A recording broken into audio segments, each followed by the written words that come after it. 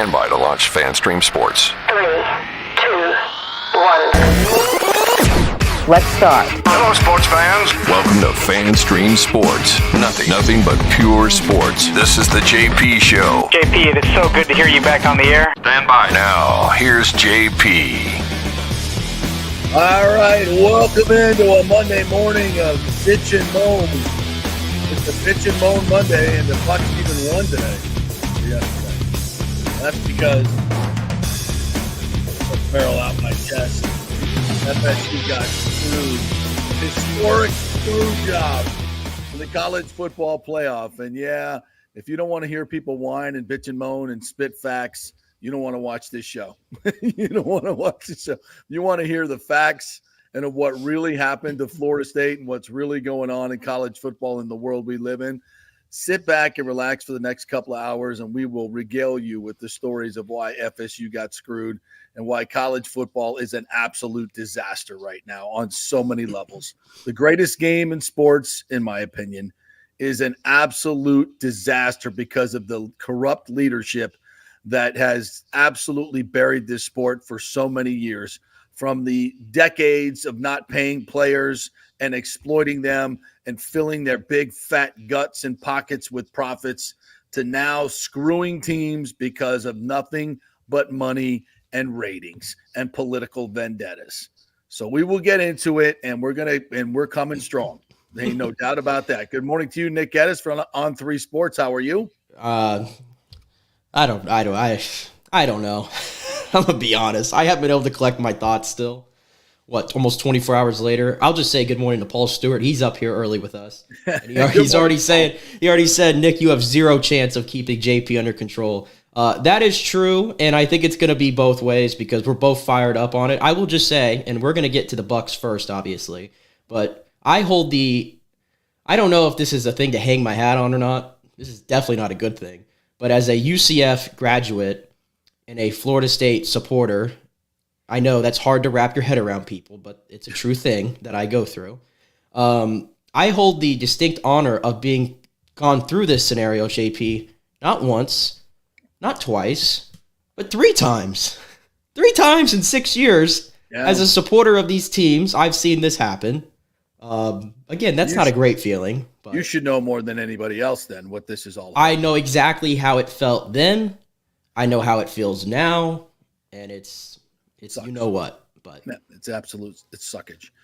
So we're going to get into, we got a lot of sound to play you this morning from a lot of different voices. We're going to get to the Bucs here in a little bit. Well, I'm going to get to the Bucs right now because I know this is Tampa Bay centric sports show. So I want to get to the Bucs for a few minutes, and then we're going to launch into the FSU stuff. And then we're going to go back to Bucs stuff with Matt Matera at 11 o'clock. And for your comments, I want to talk to you guys, so you can hit me. I got tons of comments on Facebook from last night and a lot of stuff that we put out there that I want to get to. But if you want to jump in the show, you can do it by hitting us up on YouTube or on Facebook, leaving your comments there, on Twitter as well, and we'll get to them hopefully as fast as we can. On the Bucs yesterday, a 21-18 win over a 1-11 Panthers team. They did what they had to do. There were some bright moments in this game. Obviously, Mike Evans. Mike Evans is a freaking monster. He's a freaking monster, 7 for 162, and the season-saving touchdown. I don't know what it saved, to be quite honest, but it keeps you in the hunt. You actually can go to Atlanta tomorrow or next week and win a game and be in first place, which is absolutely ridiculous because this is not a good football team. And I'm here to tell you, I've been with Baker for a long, long time, but Baker was bad last week, and he was bad again yesterday. This was one of the worst games he played, and not just because of the interception, folks. He is missing guys. He's missing Mike Evans. He's making the wrong reads time and time again. He's not running this offense the way it needs to be run. You heard James Lofton say it yesterday when he looked back at the Colts game, that there were multiple chances in one-on-one coverage to get Mike Evans the ball, and he's not even looking that way. There were key points in the game, late in the game, in the 4-minute drive, where they had a 3rd and long, and he's going to Chris Godwin on the outside, and Godwin clearly was not himself yesterday. That neck injury or something's bothering him. He's getting no separation. You're going to Trey Palmer, who's covered by their best corner in J.C. Horn, instead of the one-on-one matchup with Evans against a lesser corner. He's just not reading the field like he should. He's holding the ball too long. He's just not good right now. Not as good as he was earlier. And I would, without question, start looking at making a change with Kyle Trask because Baker's not getting the job done. It's a win, whatever. You ain't going anywhere in this offense like this. He's not seeing the field. And Dave Canales knows that. Not sure Todd Bowles does or even cares. So I'm not going to go gaga over this win, but I'm going to go gaga over Mike Evans because he's an absolute freaking monster. He saved the season. He's a difference maker. Why they don't throw it? I mean, every single time he's in one-on-one coverage, throw him the goddamn ball every single time. And he's, he did that. He did that. He forced it one time to him, JP, and he threw a pick. But Mike was wide open on that fly, and he just his mechanics on that throw. He never set his feet. He was like this. I don't know. Well, he was getting pressure up the front, and I think it was Derek Brown who split a double team. For God's sakes, I know he's a good player, but Hainsey and I think it was Mauk. Come on, guys, you got 2-on-1.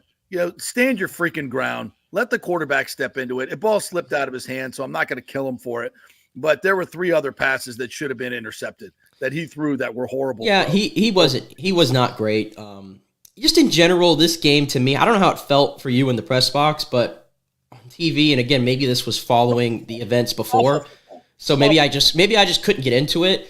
But it felt like it had the vibe and the feel of a glorified preseason game. Yeah, absolutely. That's exactly what it felt like on TV. Like I just couldn't get into it. I don't know why. So what did I learn? I don't know if I learned anything about the Bucs yesterday. This is a 1-10 Carolina team that fired their head coach. Yeah. And you know what? I'm just going to say it. The game was way too close. But here's the thing. The Panthers are a bad football team, and I said this yesterday. The Panthers are a bad football team, and the Bucs were letting them hang around because they are themselves a bad football team. That was 2 bad football teams going head-to-head yesterday. And the thing that's crazy, the Panthers, if you've been keeping up with the Carolina Panthers, the injury report for that team is so deep right now. I mean, they've had like 12 guys on injured reserve, I think, in total. They just got J.C. Horn back and Yotor Gross-Matos and Jeremy Chin. They were back for this game, so they were a little bit healthier.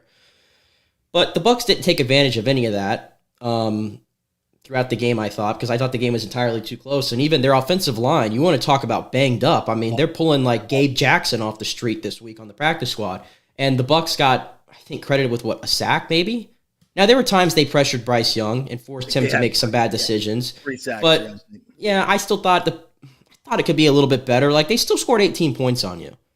And the Panthers' offense, I mean, that's drastically outdoing what they've done in recent weeks and majority of the season. But again, the best players on this team are what got them by yesterday. Mike Evans, 31, certainly. He was an animal yesterday all over the field. Yeah, he led the team in tackles, a huge interception in the game, 3 pass breakups, led the team, a sack, 2 tackles for loss. Anything else I can do for you? And a quarterback hit. I mean, just ridiculous.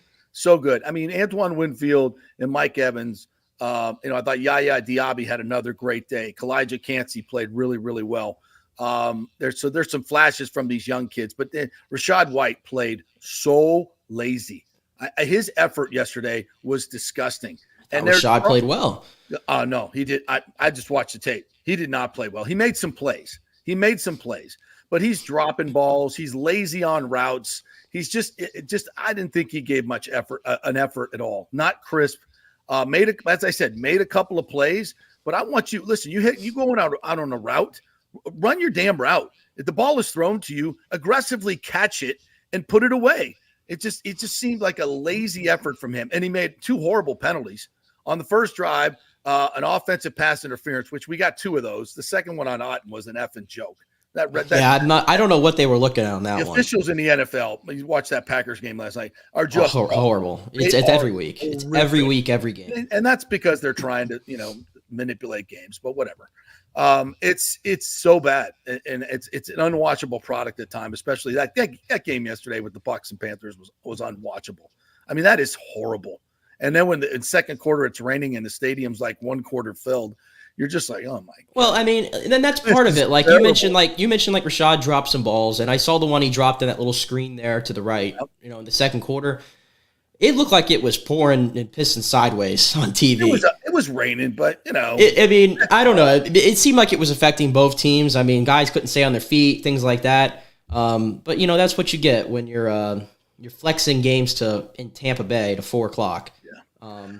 So we'll get back to the Bucs. We'll get to some sound and everything in our second hour because I want to dive in on this FSU thing because a lot of people have tuned in for that. Just in general, an opening statement from me. This was I kept hearing everybody's. The All-State playoff predictor tells me 97% chance that FSU. I'm like, bull crap. I felt it coming from like a week ago, and as I look back on it, it all feels like a setup. And we're going to hear from Danny Cannell in a little bit, which I think is very interesting what he had to say. And, folks, there's a lot of different things going on here. But first and foremost, ESPN did not want Florida State in the game. Full stop. Full stop. And if you think that this committee is making these gazillion-dollar choices, you're absolutely ridiculously out of touch. This is all done by the ESPN suits. They manipulate everything. And for Boo Corrigan, my old drinking buddy at FSU, to be a North Carolina State athletic director, for the ACC to have the committee chair screw their own conference in the most unprecedented move in college playoff committee history is so on brand for the ACC, I can't help myself. What do you think if Greg Sankey or Scott Strickland from Florida was the chair of that committee, they would have left an SEC team out? Hell freaking no. And I'm not saying it's about self-interest because the right thing to do was putting Florida State in. And I'll address this best team thing here in a minute. But the bottom line is this was about money. That they saw that ACC championship game. They wanted no part of a great defense mucking up a game with Michigan or Alabama. They wanted no part of that. That's a ratings loser for them. They want flash and dash and points scored all over the place. So from a rating standpoint, they wanted no part of FSU. But here's the other dirty thing you have to know. In this offseason, FSU was trying to get out of their ridiculous grant and rights deal with ESPN and the ACC that was signed by a conference that has no clue what the F they're doing and granted till 2036. So FSU has been trying to find ways to get out of it. They were trying to tell the rest of the ACC, and they had and he only needed one more team because if they broke up the ACC and 4 went to the Big Ten, 4 went to the SEC, and dissolved the conference, the grant of rights would have been gone. And all of these teams, these other teams, would have made $30-40 million more per year. That was FSU doing that. Okay? ESPN owns that deal. They make hundreds of millions of dollars off that crappy deal because it's so below market. So here you have FSU and Mike Alford doing everything they can to take hundreds of millions of dollars out of the pockets of ESPN. Now, you think when ESPN got a chance to F Florida State, they weren't going to do it?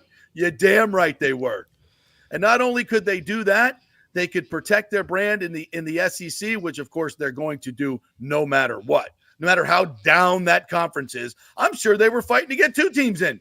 I'm sure they were. But they knew they couldn't go that far. So they had to screw Florida State and get Alabama in the game. And I'm here to tell you, Alabama, they played well in the conference championship game. You know when they didn't play well? Against Texas at home. You know when they didn't play well? Against Auburn, a team that lost by 21 points to New Mexico State that you never should have won.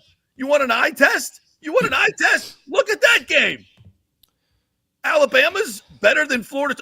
And Alabama would trounce Florida State. Really? Do you think they'd run the football on that team, especially with Darrell Jackson coming back for Florida State, who would be their best defensive lineman? Have you seen that defense play in the last few weeks against some pretty damn good football teams? Louisville, by the way, was averaging 33 points a game. They were the 15th ranked team. Would have been top 10 if they didn't make some very bad decisions against Kentucky. But okay, no worries. You still went and beat them by 10. I know it was ugly.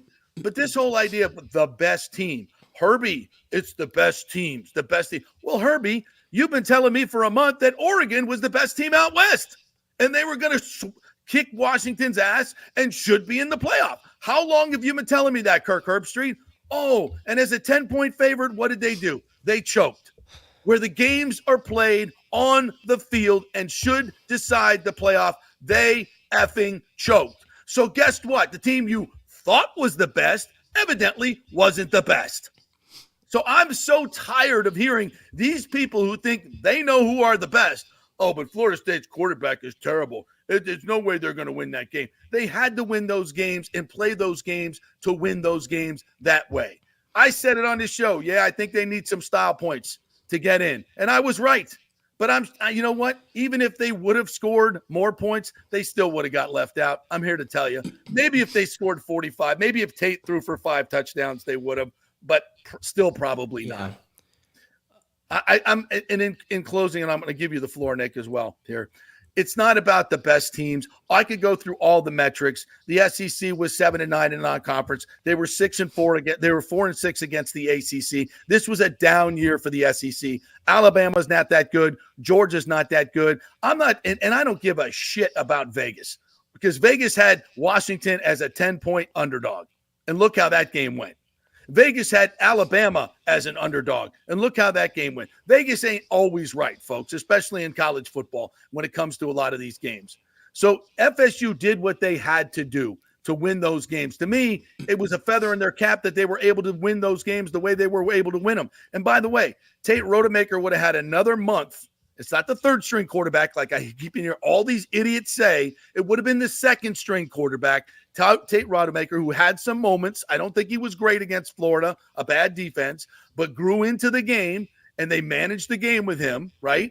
He would have had 30 to 25 days, 20 practices of first-team reps with those receivers, an offensive line that was getting healthy and would be a hell of a lot when you get both of your starting tackles back in a much more healthy center, an elite running game, therefore, with getting that offensive line back, some protection to let him throw the ball down the field, great receivers, NFL players all over the field, and oh, by the way, the best freaking defense in college football, especially in the second half, boosted by another first-round defensive line talent in Darrell Jackson. You idiots want to sit there and tell me, oh, this is another TCU, who, by the way, beat Michigan last year.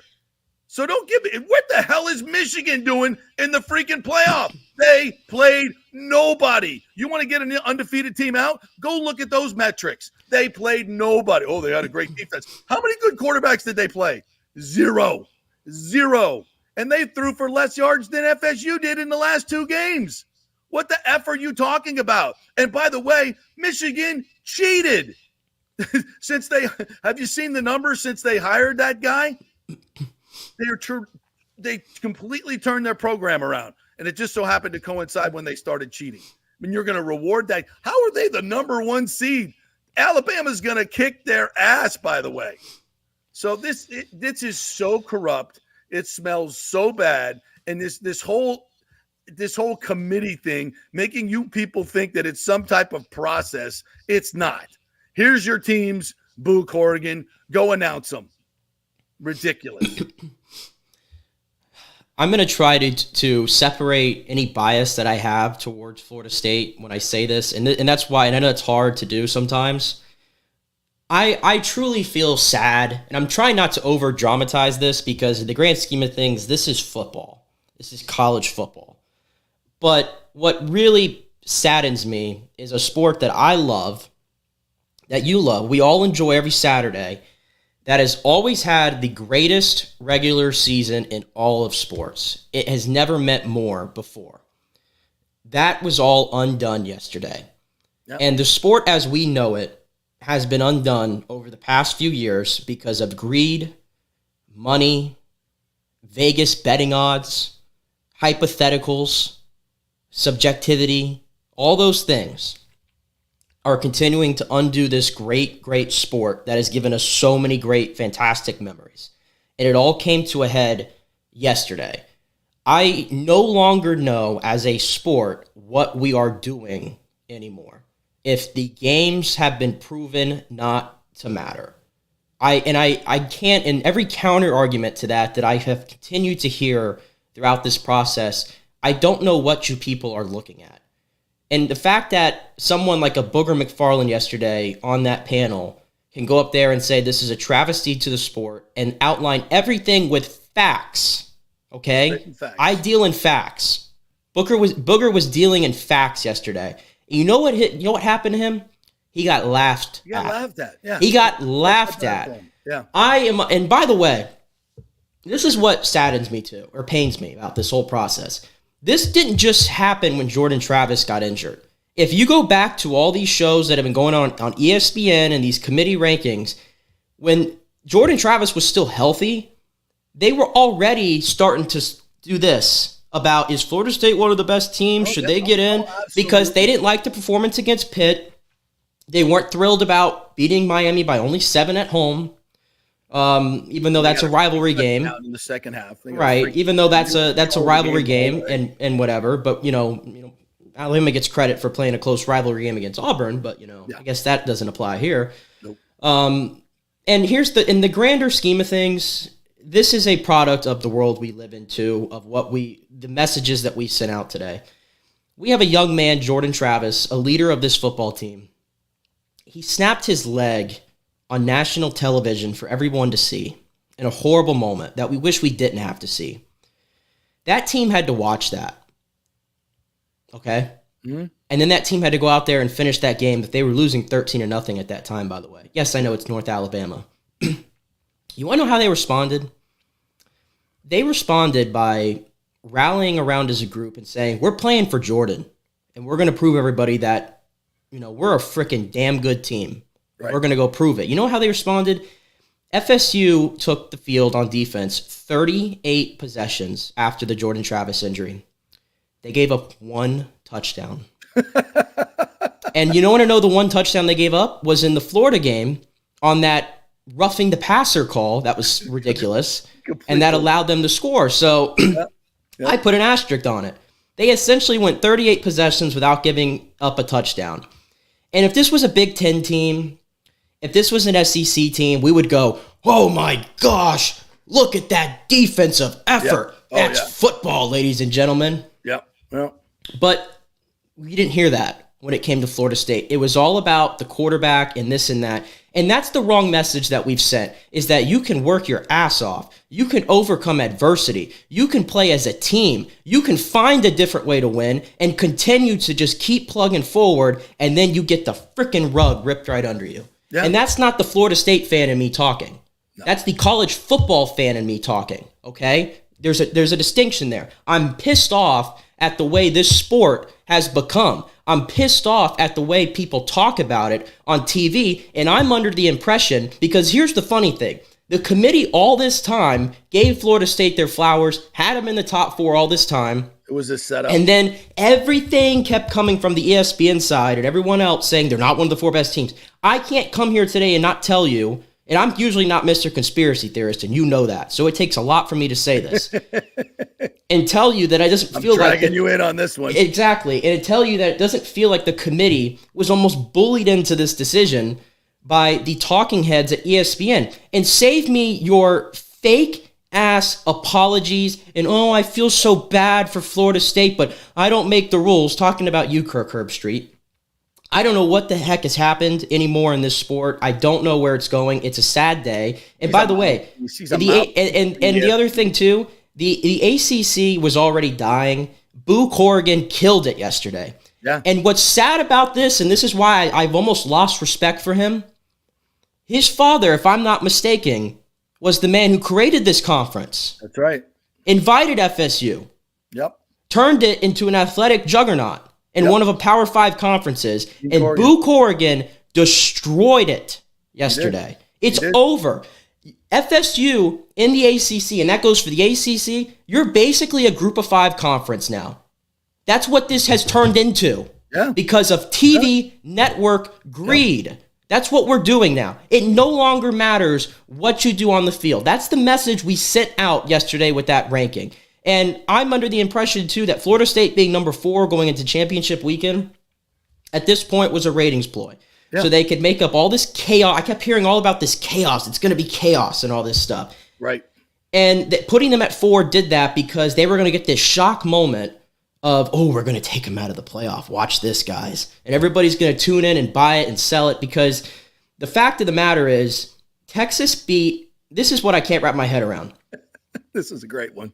Texas beat Oklahoma State in the Big 12 championship. This is the same Oklahoma State team that lost to South Alabama. This is the same Oklahoma State team that got their ass kicked by my UCF Knights 45-3. 45-3. And the Texas barely scored as many points as UCF. Sorry, I don't give a rip that Texas throttled them. I hope you would. That was but so you know impressive what? to the committee that they had to jump 4 spots. But FSU number plays 3, which has never been done before. Right, and let me finish up. Why did they have to do that? So they could get Alabama. And this is where I'm coming. And I don't mean to go long with this rant, but there's just so many layers to it. Yeah. So they do that, and somehow they jump 4 spots in the rankings while FSU plays with a third-string true freshman quarterback against a better team. And by the way, that's not me saying that. That's what the committee told me. That's right. The committee told me that team was a better team, Louisville. 10-2, number 14 in the nation. They beat them by 10 on that neutral site field with a true freshman quarterback. That was a top 25 offense statistically that was averaging 33 points a game, as you pointed out. They held them to under 200 yards, 2 yards of play, and 2 field goals. And all I heard the entire night was, well, Jack Plummer's no good. Yeah. Jack Plummer's no good. I don't know how Louisville won 10 games. See, the ACC stinks. They won 10 games. That's what was going on. That was the messaging that was going on this entire time when FSU put up one of the most historical defensive performances in the history of this program. Yeah. Okay? Fact? Have I slipped up yet? 100%. But here's the thing. When Alabama beat Georgia, it created a dangerous scenario for FSU that we should have seen coming. And I'm the guy who said here on Friday, I like to think the committee's not going to screw FSU like this. No, but clearly I was wrong, because when Texas won their game and Alabama beat Georgia, they said, well, you know what? We have to have the SEC champion in there now. Mm-hmm. And the only way they could do that was to put Texas in the playoff, because then they really couldn't justify it. And so at that point, there was nothing that FSU could have done. You can't look me in the eyes and tell me that if FSU would have won that game 45-10 on Saturday, that they would be in the playoffs today. I don't believe it for 1 second. Nope. I'll take it a step further. I'm not convinced that Jordan Travis, if he never got hurt and they went undefeated, you keep telling me this wouldn't have been a discussion. I don't know.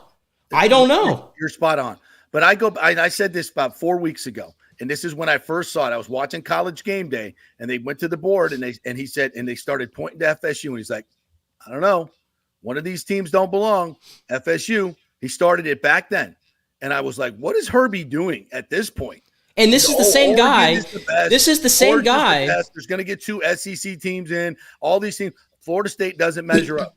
That was with Jordan Travis. And this is the same. This is the same network, and this is the same network, and these are the same people that earlier in the year when Florida State was winning games, they were going, "Man, it's just so great to have FSU back." Yeah, college football is so much better when Florida State is at the top of the sport. They thought they were, and all along they were waiting for them to slip up, because that's what we do now. We don't, and you know what? And I haven't even said it yet, and I should have started with it. I feel the video that you had to watch of the team reacting to getting snubbed is hard to watch. You have Mike Norvell that just completely drops his head. You have Jordan Travis, who, by the way, is forced to put out this statement, which is one of the most heartbreaking statements I think I've ever had to read from an athlete, saying that he wishes he broke his leg earlier in the season so everyone could see how damn good this team is. Yeah. He should never have to say that, but you know what? He had to say that because his team had to sit there in an auditorium and watch a bunch of yahoos on TV and a committee head tell you to your face, you are essentially the reason, young man, why your team's not going to the playoff. That is sick. And that's a product of the world we live in right now, in the larger scheme of things. I was, they showed, somebody posted pictures of all the people on the committee, 80% of which I've never even heard of, but Mark Harlan, the former USF AD, is on that committee. That dude was the most clueless dude I ever met in my life in terms of athletics, and he's on the committee.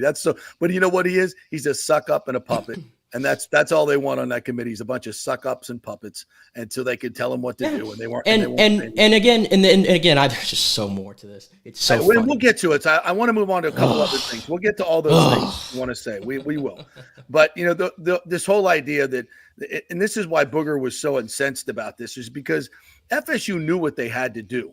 Like Mike Norvell could have let Tate Rodemaker throw the ball down the field. That's the only way they were going to lose that game. He knew that. That's the only way they were going to lose. He could have let Brock Glenn throw the damn ball down the field 50 times. That's the only way they were going to lose that game. But he figured if they won the game, if he played to his strengths, which are his defense obviously, and went to a wildcat, did whatever he had to do to score just a couple of points, he managed the game perfectly. And he told his players, all we got to do is go win this thing on defense, and we're going to get in, because the committee has never done this before. They went so far outside of precedent, which asks the question, why did they do that? All because of a political vendetta, all because of ratings, all because they wanted flash it. They didn't want a defensive game like they saw in the ACC championship game. And by the way, why do you think Gator, Jesse Palmer, and Joe Tessitore spent the entire game as a selection committee dogging Florida State the entire freaking game? I've never heard a broadcast like that where they just ignore the game and just, as they were told by the suits up top, hammer Florida State. This is your infomercial to let everybody know they're not worthy. So when we kick them out, everybody will know why.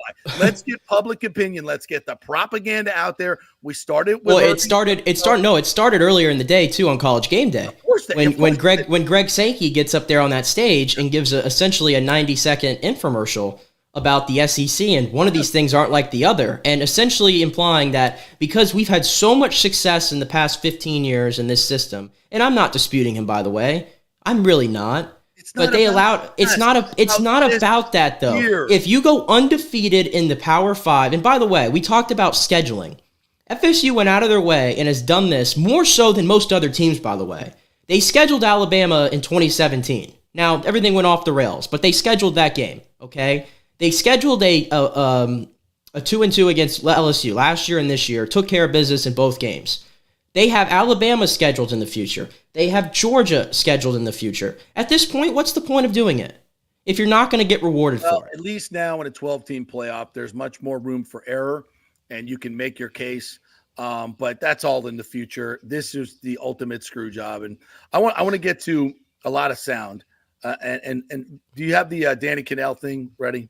Yeah, I'll keep it. I don't want to hear this, he's a Seminole. Folks, what you need to know about Danny Cannell is he worked at ESPN for a long time.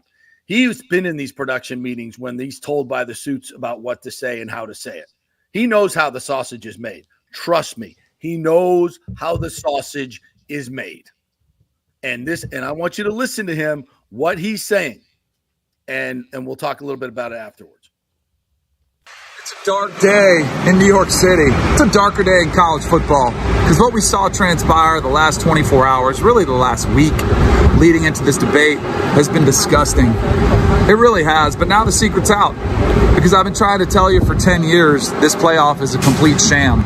It's not a true playoff. It's an invitational. It's a beauty contest where the participants are determined by the power players in the sport. The conferences with the most power and the voices with the biggest platforms. It's never been determined on the field, and that's gross. To say I'm devastated, it's an understatement for what happened to Florida State, but I'll be fine. I got a national championship ring. I got to play for one. But for those players who are absolutely gutted right now, who bought into the lie that if they won every game on their schedule, they would have the opportunity to play for a national championship, I can't imagine what they're going through. And I hope they rally around it. I hope they go and smoke Georgia. But either way, I can't imagine the emotions they're going through because they bought into this lie that every game counts. Who's in? There's a legit debate between who should be the 4 teams in the playoff. It's not a playoff. It's an invitational, and it's gross. I'd like to think it's going to change with a 12 team, but it's not.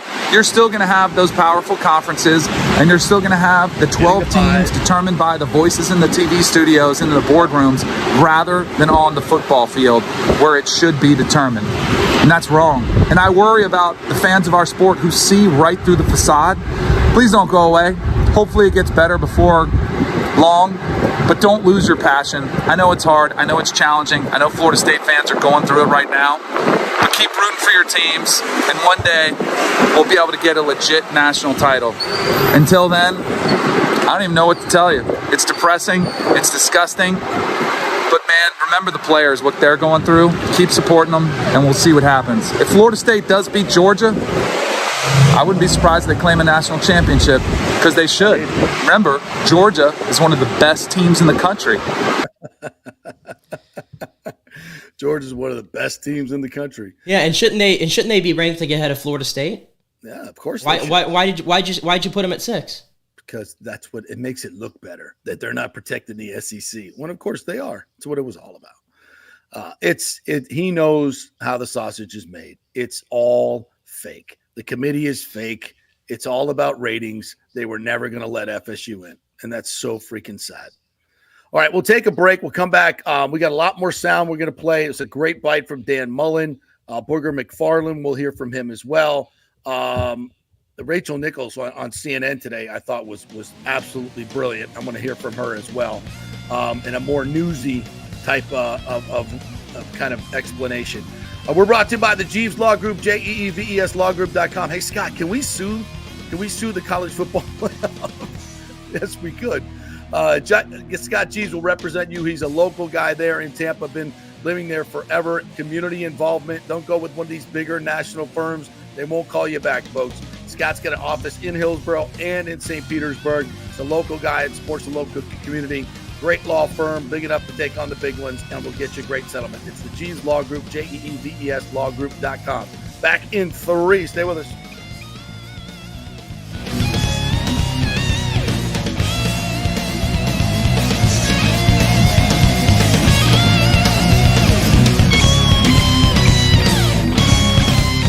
Well, Fitz the mortgage guy did it again. A listener heard his ad, was going to another big bank, but called Scott Fitzgerald at American Mortgage Services of Tampa, and Fitz saved him $618 on his monthly payment. Are you kidding me?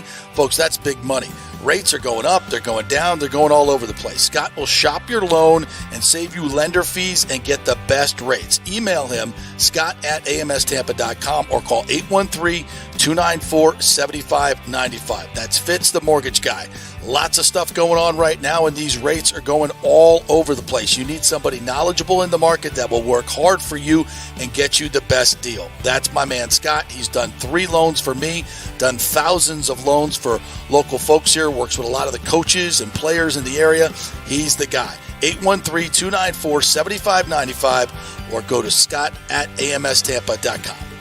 Have any old coins sitting around the house? Well, the Golden Diamond Source will purchase a variety of different types of coins and bullion. Their gold buying program includes sterling silver, silver, platinum, and watches. They also accept unusual pieces that other jewelry stores do not, such as gold bars and sterling silver flatware. The list of items they do accept is far more extensive than those they don't, so check it out. While you're there, you can check out the largest collection of any family-owned jewelry store in the country, especially with summer coming to an end. The holidays are right around the corner. Never too early to start your holiday shopping, especially if you're planning on getting engaged or have any birthdays or anniversaries coming up. Come on in and find out what buying jewelry should be like with an expert staff of gold and diamond jewelry enthusiasts. And the best part, they treat you like family. And if you're worrying about price, don't. The Golden Diamond Source has something for everyone's budget. They even have a layaway. If you stop in and get your favorite piece now, you can have it paid off by Christmas. Plus, you can even finance your purchase with 0% interest for up to 5 years, and you can get a $5,000 diamond for only $83 a month. It's the greatest folks in the world, Julie and Steve Weintraub, the Golden Diamond Source, 3800 Olmerton Road, always online at thegoldendiamondsource.com. JP here for my good friends at Italiano Insurance, and they did it again. Once again, Italiano Insurance stepping up with the best customer service. I was in a bind. My old insurance company, my auto insurance, jacked up my rates, so I called Charity at Italiano Insurance, and she stayed till 9:30 at night until she got my insurance done. And guess what? She searched all these companies for me. I didn't do the work. She did. Saved me $1,000 on my annual premium. $1,000, folks. That's real money. And that's what you get at Italiano Insurance. Great customer service. And here's another note for you, by the way, with hurricane season up.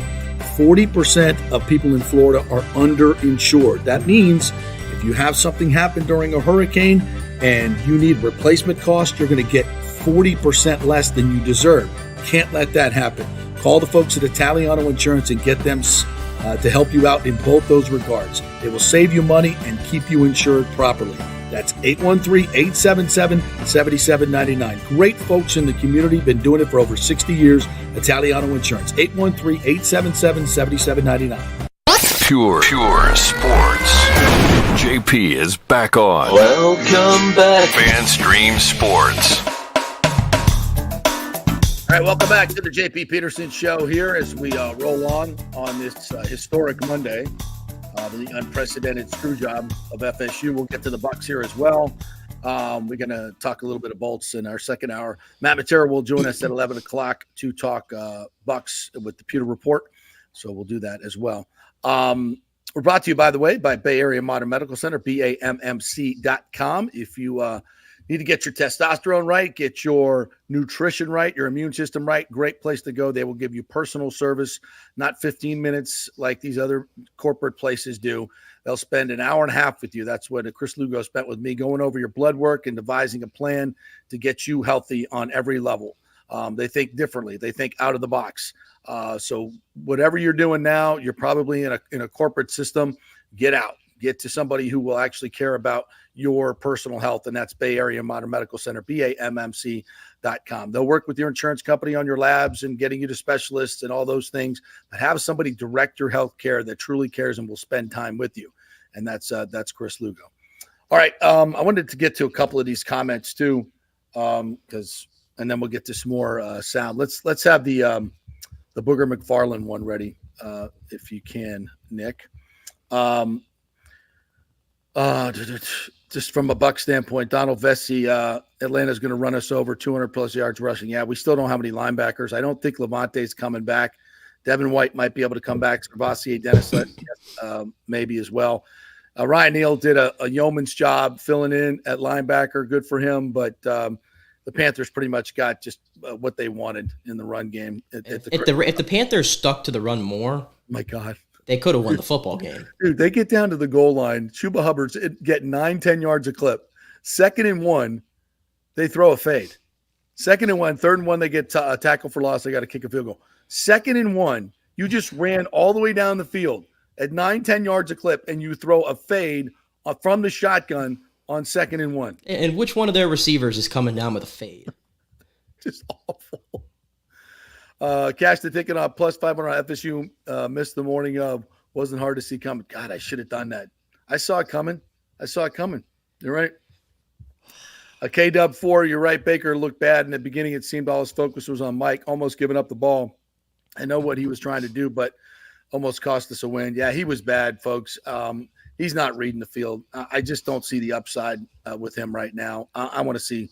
I'll think it through a little bit more. But like you said, they're a win away from being atop this division. I know. And you don't go to Kyle Trask this week. I get it. They're just so mediocre on every level. JP, sometimes I think the NFL does the same when it comes to teams with boring offense and tough defense. Yeah. It's nobody wants to see defense. What happened to defense wins championships? What happened to that mantra? Yeah. Yeah. Why is FSU ranked above Georgia if it's supposed to be the best rankings? Yeah. Because it's all manipulated. They want you to say, oh, well, they took Georgia from number 1 to number 6. Why? They're telling me. What I was going to say about the whole hypocrisy of this best teams thing and all that. This is like minor in the grand. It's still major, actually, because these programs could have used it. They had Liberty jump SMU in the ranking, and you know what Boo Corrigan's explanation was? What's that? Well, Liberty just continued to win games, and they can only play who's on their schedule because they had the 133 strength of schedule out of 133 teams. But that was his reasoning for why SMU was left out. Yeah. So which one is it? That's the reason. See, that's the thing. When you lie and you manipulate, when you're exposed to real tough questions, then you get exposed because you can't connect all the lies. It doesn't work. And so, that's why look who's asking the questions. ESPN, it's conflict of interest all over the place. It's never going to be fair. Just ridiculous. Obvious that ratings, money, and favorites won out here. Like you hinted last week, JP, it's all becoming WWE. It is. Nothing is real. Thomas Casper, nothing new with ESPN Disney. Of course. Corruption, political vendettas, ESPN Disney. Yep. JP and Nick, check the list of names on the list of what they've done in college football. Some of these people have no clue. Yeah, I was actually going to go over the committee with you guys and who these people are. they're dinosaurs and they're all puppets. And none of them have original creative thought in their life.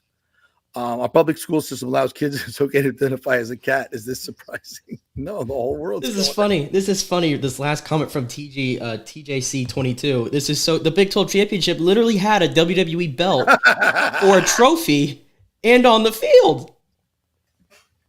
Literally. I know. Yeah. I love WWE, by the way. I love WWE, but that's them telling us out loud what they're doing. In case you didn't know, we're just following the script. I mean, think about it. Here now I was in a chat room telling people, you want to screw ESPN? Yeah, FSU should go down to the Orange Bowl and about 2 hours before the game, call ESPN and say, hey, everybody's got COVID. We can't play. And then because of the COVID rules, they still have to pay you your fee, your bowl game, but there would be no game. So the advertisers would have to be. I'm not quite sure how the contract works, but this is how it normally works. If the ratings don't live up to what they're supposed to, they're guaranteed by ESPN to their advertisers. They get make goods or paybacks. So if the ratings went from what was going to be an 11.5 to 0, they'd have to pay back all of those sponsors in real dollars or real make goods. That would be a huge, huge loss for ESPN. I'm not saying FSU should do that, but screw us, we'll screw you. It would be hilarious. And there has been talk. A lot of FSU fans were like, refuse the bid. Why go make ESPN more money when they just screwed us like this? Well, here's the thing. Like, you have to go play the game. It is against Georgia, which on Saturday morning they were the best team in the entire nation, right? That's what you told me. That's what you told me. That was the best team. So eye test, they were the best. But here's what I fear, and again, this is the UCF fan now in me talking, the UCF graduate that has been through this.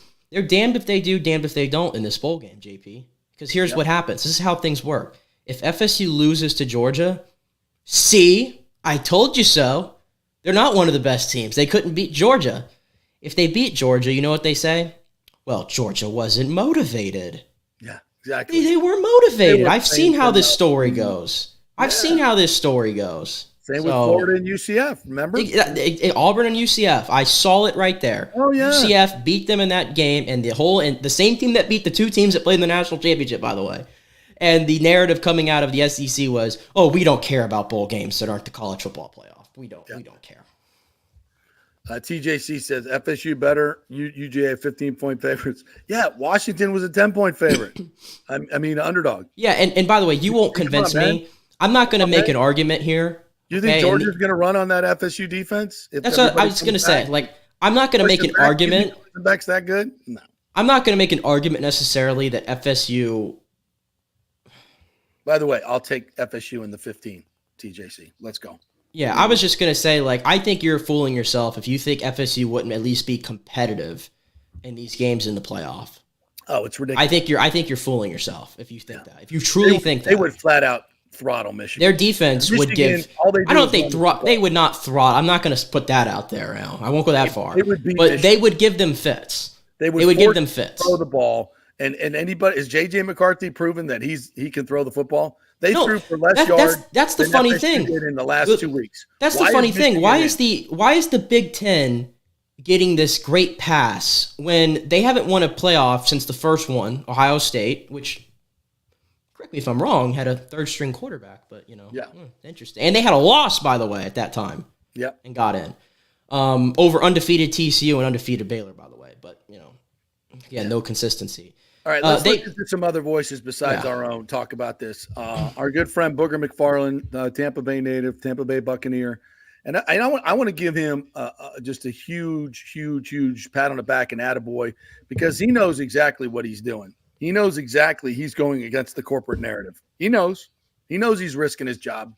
And maybe he was the one appointed to be the voice of Florida State.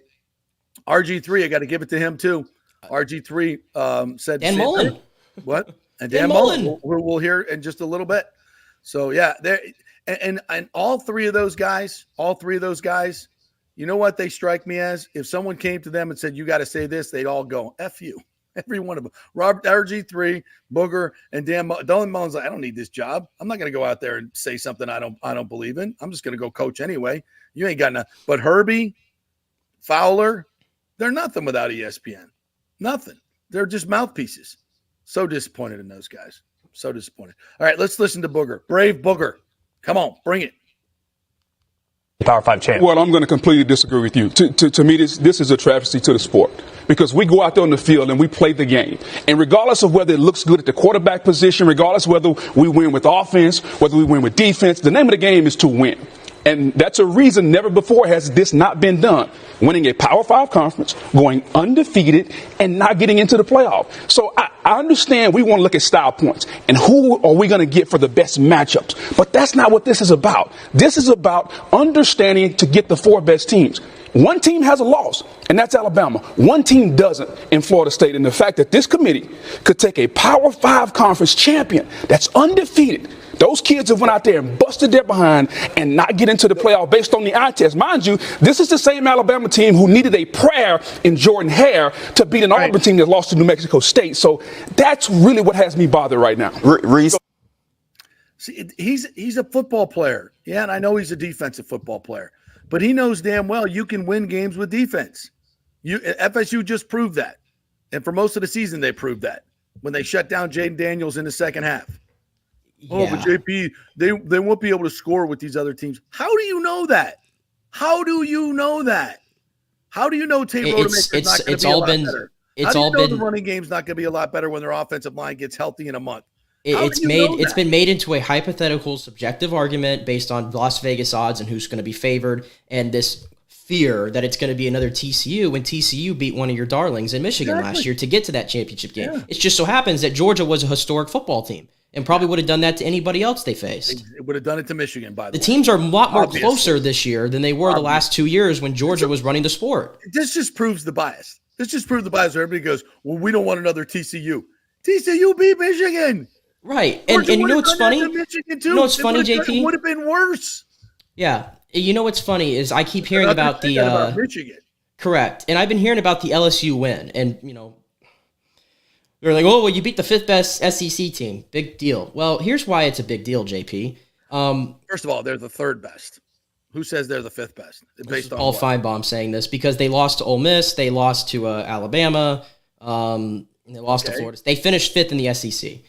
My point with that is we're going by record. Oh, yeah. My point is that Ole Miss beat them by 6 and LSU scored 49. Right. Alabama beat them by 14. Jaden Daniels still had like 400 yards of offense on his own. Yeah, and if you didn't get obliterated on that hit, probably would have won the game. Yeah, he still put up over 400 yards of offense by himself against FSU. But if you watch the game, I mean, at the end of the day, they allowed that team to score 17 points when it mattered. Nobody else that faced LSU did that. They substantially played LSU better than Alabama did, Ole Miss, any of these other teams that you're talking about. Yep. But you're going to try to come on here and discredit that win. Of course. That's what you're going to do. Yeah. Ridiculous. All right, let's listen to Dan Mullen. Former Gator coach, by the way. Yeah, isn't it funny? The Voices of Reason yesterday, amid all this SEC bias, is the head coach who made a living in the SEC at 2 programs. That's right. And Booger McFarland, who played, if I'm not mistaken, at LSU, right? In the SEC. That's right. And isn't that funny? Yeah. And look who's not. Herbie. Big Ten. They protect that too, right? Plus he's a corporate mouthpiece. Chris Fowler, corporate mouthpiece. You know, who was who else? Dan Orlovsky was another one saying Florida State doesn't belong. Offensive guy, doesn't believe defense can win games. You know, whatever. All right, here's Dan Mullen. With their 3rd string guy. So the committee is looking at, especially I think that Florida game, and saying that, okay, this is what we have to make a determination on. What happened in that game? And based on the totality of where Florida State is now, is Florida State one of the 4 best teams? And I think what they decided, if not in these words, is this concept. Florida State showed in those 2 games that they're basically Iowa right now. They have great defense, suspect offense. Well, the same day you're talking about this Florida State game, the Alabama team, who we just shoved right in there to the greatest thing of all times, played an Auburn team who had been absolutely boat raced by New Mexico State. I mean, embarrassed by New Mexico State the week before, and needed an absolute miracle to beat an extremely below average Auburn team. And so, but I guess I'm sorry, that was not with their backup and third string quarterback. That was with Jalen Milroe, who is has to be, Jalen Milroe is the guy. They could barely win that game. So I think, to me, and it gets into the biggest thing, and I love the criteria. The criteria is the best team. Well, how do you find the best team? Okay, the best team subjectively, well, it was already done. The best team yesterday going in, Georgia was the number 1 ranked team. Okay, so the committee thought they're the best team. They're the best. We don't need to see a game. They're the best. Okay, because it's subjectively. Las Vegas had them as a big favorite. Subjectively, they're the best. Objectively, we went and played a game. And when you played the game, lo and behold, maybe they're not the best team. In the movies, the hero always wins. The best team, who we subjectively think is the best team in college sports, doesn't always win. Maybe who you think is the best team doesn't always win. So in the game of football, what makes it so special is you have to play the game.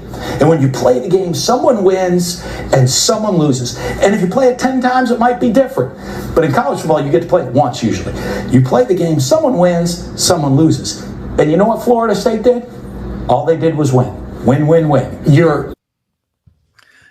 He went on to say, when you're coaching a football game like that, you see what your strengths are, you play to your strengths. And that's the way Mike Norvell coached, because that's how football's always been. Yeah, and we just told you that if you don't at the quarterback position, apparently overrides all of that. If you want to change the goalposts here and say, oh no, you have to score 45 points in order to get into the playoff, or at least 30. Right. You have to score. If you don't, okay, is that because if that's what the goal is, and now I know on paper, then what I'm going to do is throw the ball down the field. But you told me all I had to do was win. So which is it? And the problem is, it doesn't matter. We were keeping you out anyway. So it's just none of the arguments. And there's Trevor Matich going, the best team. Trevor Matich, how do you know who's best? And by the way, if Jordan Travis is this important to the team, and it's the difference between you being a playoff team and not, exactly, then he should be in New York later this month accepting his Heisman Trophy award. If you watch Florida State every game like I did, every play, Jordan played well, made some plays. He wasn't the Jordan Travis of last year. Jordan was better last year. Way better. He didn't, what game did he save FSU? I remember Kalen DeLoach saving FSU against Clemson with a strip fumble and touchdown. I remember the FSU defense winning that game at Florida. I remember the FSU defense winning that game against Miami for the most part. And Trey Benson, by the way. And then Trey Benson have 3 touchdowns against the vaunted SEC team. Yeah. You act like FSU has no other NFL players. They treated them like they're treating Florida State, a team that's won 3 national championships and has played for 6 or 7, and is one of the most historic programs of all time. They're treating them like they're a Mountain West team that just popped up. That just popped up out of nowhere. Where are we at in college football if Florida State's being treated like that? Where have we gotten? Deion Coleman, Trey Benson. Yeah, there's first-round picks littered all over this team. Lawrence Theophili of Largo is going to be an NFL player. Yeah, there's NFL players all over this team. Exactly. And it didn't matter. It didn't matter.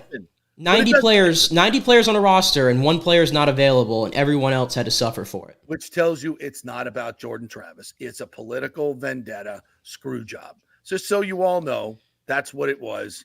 And stop giving me arguments on best team, and just admit it. Just ESPN go, you know what? You're boring. We don't want you in. We're okay, fine. At least you're upfront about it. So FSU, listen, if I'm one of their players, how do you hold up? If Mike Norvell can galvanize this team and get them to go beat Georgia, I will be absolutely shocked. And he will be the greatest coach in the history of college football, because this is such a deflating kick in the nuts. I don't see how a human being can get up off the mat after something like this, and a whole team. And plus, for what? What are you playing for? Yeah, you're playing for your school and your buddies, and that's awesome. And I hope you find that intestinal fortitude to go do that. But and they just got told that it didn't matter. It doesn't matter if you bust your ass and you risk your injury in these games. The ACC championship game was rendered into nothing. Yeah. What was the point of all those seniors playing that game? What was the point? Maybe they'll go do it for each other, and it'll be a wonderful moment, triumphant moment. Hopefully nobody gets hurt and they go kick Georgia's ass. That will be fantastic. It's probably the only way to get this feeling out of your mouth. But if one player decides they don't want to play, I don't blame them. I don't blame them one bit. I will not get mad at you. I can't with a straight face do it. I would love for you to go do it and do it for your buddies, not for the school. I'm sorry. Not for college football, not for the ACC. Do it for the guy that you played next to and busted your ass for. No, not for Mike Norvell. Well, maybe for Mike Norvell, but just for the guys in the room. If you want to go do that for yourselves, God bless you. Go do it. I don't expect you to. You're not doing it for any other reason. So go fuck up some Georgia Bulldogs. All right, we got to take a break. When we come back, Matt Matera is going to join us. Quick 3-minute break here. He will join us to talk some Buccaneers. That really exciting game yesterday. Wow, that was scintillating stuff.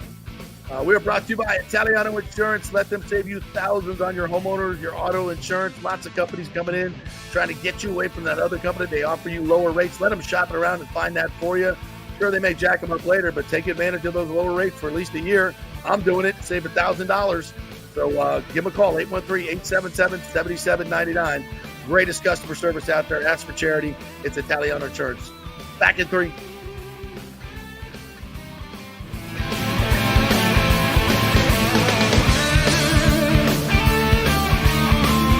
Do you have any old coins sitting around the house? Well, the Golden Diamond Source will purchase a variety of different types of coins and bullion.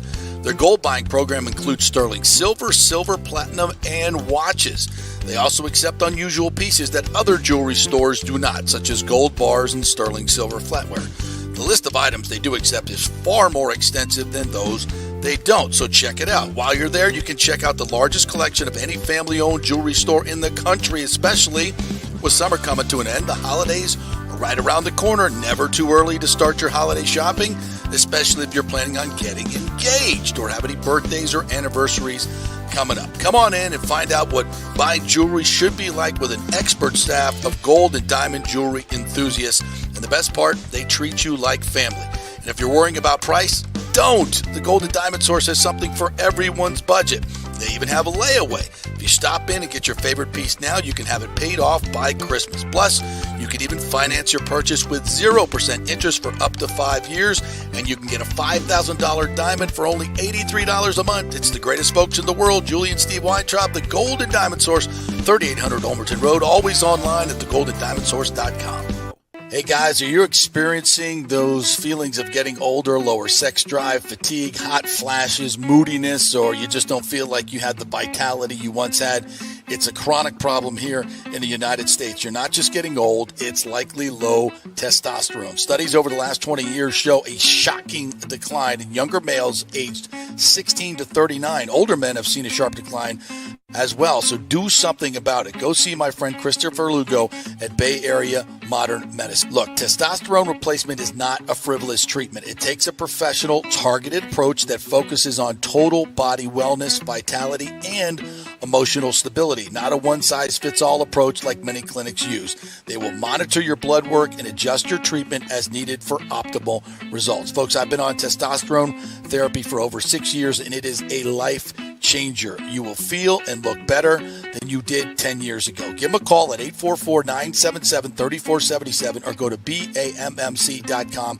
Tell them JP sent you for priority scheduling. That's 844-977-3477 or BAMMC.com. JP here for the Jeeves Law Group, Jeeves. Call for a free case evaluation, 888-9-JEEVES. That's 888-9-JEEVES. We're local, we're trusted, The law firm brings over 80 years of combined legal experience focusing on clients in Tampa Bay, the state of Florida, and national class action cases.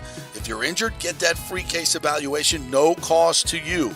The Jeeves Law Group's focus is on auto, truck, and motorcycle accidents, as well as class action and consumer protection law. Scott Jeeves is a board-certified civil trial lawyer and a certified circuit court mediator practicing in the Tampa Bay area for over 30 years. You hear him on the show all the time. Great guy, big Gator fan, and great for the community. The Jeeves Law Group is a highly skilled team with years of experience that will apply their skills, expertise, and knowledge to assist individuals who have been in an accident with compensation for damages, lost wages, medical expenses, pain and suffering, and property damage. Get that free case evaluation, 888-9-JEEVES. That's 888-9-JEEVES. Coming back at you. Now, more with JP on FanStream Sports. It's only just begun.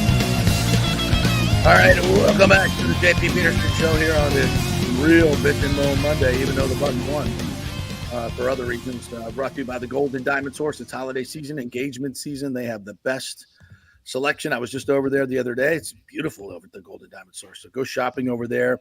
They've got everything in stock. It's a huge jewelry superstore. Man, it's so much bling in that place. It's kind of cool. Go check it out. Tell them JP sent you. Obviously, they have 0% interest rate on the rings for 5 years, the best selection and the best customer service. It's the Golden Diamond Source. All right, Matty Matera joining us here, the diamond in the rough at the Pewter Report. What's up, my friend? How are you? I'm doing quite well. How are you guys? I see that at FSU thing behind you. I know you're not very happy about the shenanigans that went on yesterday. No, I am not. It just shows that the committee puts assumptions and predictions ahead of actually settling it on the field. So what's the point of scheduling a team like LSU to start out the season? What's the point of even playing these games if they don't even matter? But you've talked about it a lot already. Kind of silly. Well, I guess there's one thing about the NFL. The product has been kind of boring. The officiating's awful, but at least we know who the real champion is because you got to win it on the field, right? And the Bucs went out and won a game yesterday. They weren't impressive in my mind. Carolina's terrible. But you did what you had to do in the end. You closed out the game. So let's give them their props. And they're one win away from first place in the the god-awful NFC South. Yeah.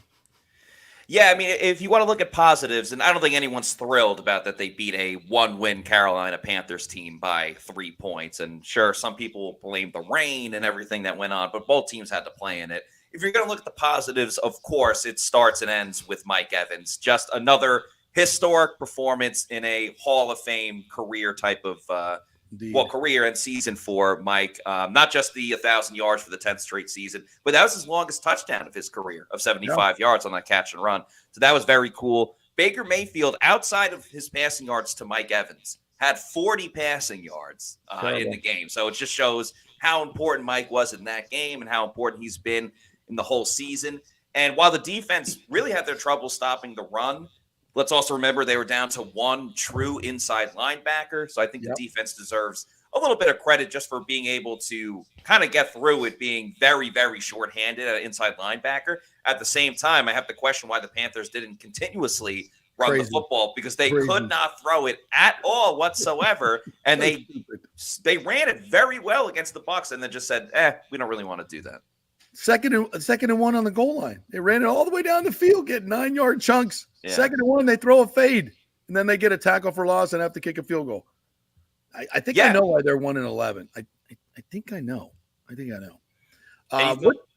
What'd you think of Mike Evans was a monster. I want to dive into a little bit more of him.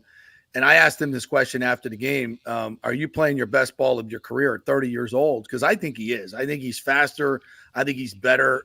I think this is the best iteration of Mike Evans I've ever seen. I've covered him every year, every play. And he's, he had some drops earlier this year, kind of got over that, and now is just dominating. Yeah, I would say outside of the drops, which I don't think we can ignore them because some of them were like so blatant with like being wide open in the end zone. But outside of the drops, I don't know if you could say he's in his prime at 30 by any means, but yeah, I mean, he's definitely having one of his best seasons to date. And, that comes with being in the league for so long. You just understand the game so much better. I think I wouldn't describe Mike earlier in his career as a hothead, but we've seen him get entangled into certain moments. And I guess he did last year as well. So it's like, how much did that change from last season? But he just seems so much like calmer out there. Nothing's too big for him. Not that it really ever was. And he's just getting down the field. He's dominating against cornerbacks and safeties out there. Dave Canales is scheming the ball to him, which is nice. I know we've complained before about him not getting enough targets, and I still think he could get some more targets. But when the ball's thrown his way, he's usually making a big-time play. And we've all said good things happen when Mike Evans gets the football, and yesterday was another example of it. Well, he's getting the targets now. Who's not getting the targets is Chris Godwin, and I think we've all kind of been pounding the table to get him involved a little bit more. But at this point, I mean, yesterday, 0 catches, complete goose egg. And his contribution that he had for the game was huge on that kind of end around, kind of finding other ways to run the football. And I love that.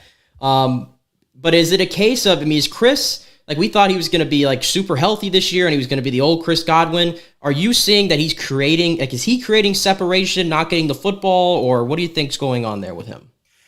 Yeah, I think that, and he was a game-time decision to play in yesterday's game. I wonder how much that neck injury is bothering him, because from straight up just physical ability and talent, I don't think Chris has really lost that much, even going back to when he tore his ACL. Obviously, last season was, you're just trying to recover from that injury. But this season, at training camp, at practice, throughout the season, when we're able to watch him, I haven't seen too much of a drop-off or anything like that from a physical ability standpoint. So it is a little head-scratching as to why he hasn't had so much of an impact, especially when Dave Canales came in. A big thing we all talked about was, he emphasizes the yard after the catch so much. And you look at the Bucs offense and you say, Chris Godwin is probably the best wide receiver when he has the ball in his hands. He's able to make guys miss and create space for himself, but he hasn't been creating that space as a wide receiver against the corner as much compared to what Mike Evans is doing. And Mike Evans is always going to be the first look, and then it's Chris Godwin as the second look. And when Mike's been dominating so much, why wouldn't you continue to feed Mike the football? So I think Chris Godwin has suffered from that a little bit, but to your point, to have a goose egg in the game is still very, very surprising, regardless of who's your wide receiver one. Yeah, I was looking at the next gen stats, and Mike got up to 20.76 miles per hour, almost got to the magical 21 mark on that catch. For a 30-year-old receiver, bro, that's pretty freaking impressive. And his separation yesterday was 2.2 yards. The league average is 2.95. Chris Godwin is at 2.11, Trey Palmer 1.1, and Devin Tompkins 1.14. So it's not like these guys are not getting open even to the league average as far as separation. So I was kind of banging on Baker Mayfield this morning, but I thought there were multiple times when he made the wrong reads. Probably should have thrown 3 picks. I had him with 3 turnover-worthy plays. The one touchdown, the ball slipped out of his hand. I'm not going to crush him for that, but his mechanics weren't great on that play. How'd you think Baker played overall? Quite honestly, as far as his tenure with the Bucs, I thought this was his worst game as a Buccaneer. Just some poor throws, some really bad overthrows as well. There was one where he was looking for Chris Godwin, and I'm curious on that play, and we'll have to go back and watch the All-22, but I'm curious on that play if he thought Chris was going to run a little bit further out, or if something happened bumping into a defensive back or something, but he overthrew him by 4 yards over his head. It was just it should have been a pick. And it should have been picked as well. So it was like, what was going on there? This is the up and down that you kind of get with Baker Mayfield. And I did not think that he played well yesterday. I don't think that's going to continue for every single game. So I wouldn't be freaking out. I wouldn't be calling for Kyle Trask just yet. It did cross my mind at the end of the third quarter. Yes. I was like, if you throw an interception here, maybe because the Bucs had just lost all momentum and everything like that. They lost the lead, and then immediately Mike makes the big play on the 75-yard play. But I was thinking up to that point, maybe if you're still only with 7 points going into the fourth quarter, not even because of Baker, but just to create some type of spark, you put in Kyle Trask. But then, they make the big play to Mike Evans, and they score with Chris Godwin later, and we're able to salvage the game for sure. But that did cross my mind very briefly. Ryan Neal got a game ball yesterday, which I don't think we ever were going to say. based on what we saw, but he got a game ball yesterday. I guess for just out of necessity, somebody had to fill that role, and he did it. But overall, what do you think how he performed in that role, and is that something we might see moving forward here if the injuries continue? Well, if everyone's going to be out, they won't have an option, and Ryan Neal will have to be the guy. But I don't think that's what Todd Bowles wants to do for the next game against the Falcons, which is essentially a playoff game for the Bucs next week. I give him credit for hanging tough. It's obviously difficult for a safety to move to linebacker, and you have these giant offensive linemen coming at you. We saw the Bucs struggle with stopping the run, and obviously when you have a safety playing linebacker, that's a big reason for it. Got to give him credit for making that big tackle on the 3rd and goal that held the Panthers to a field goal. There's no doubt about that. That was a great play.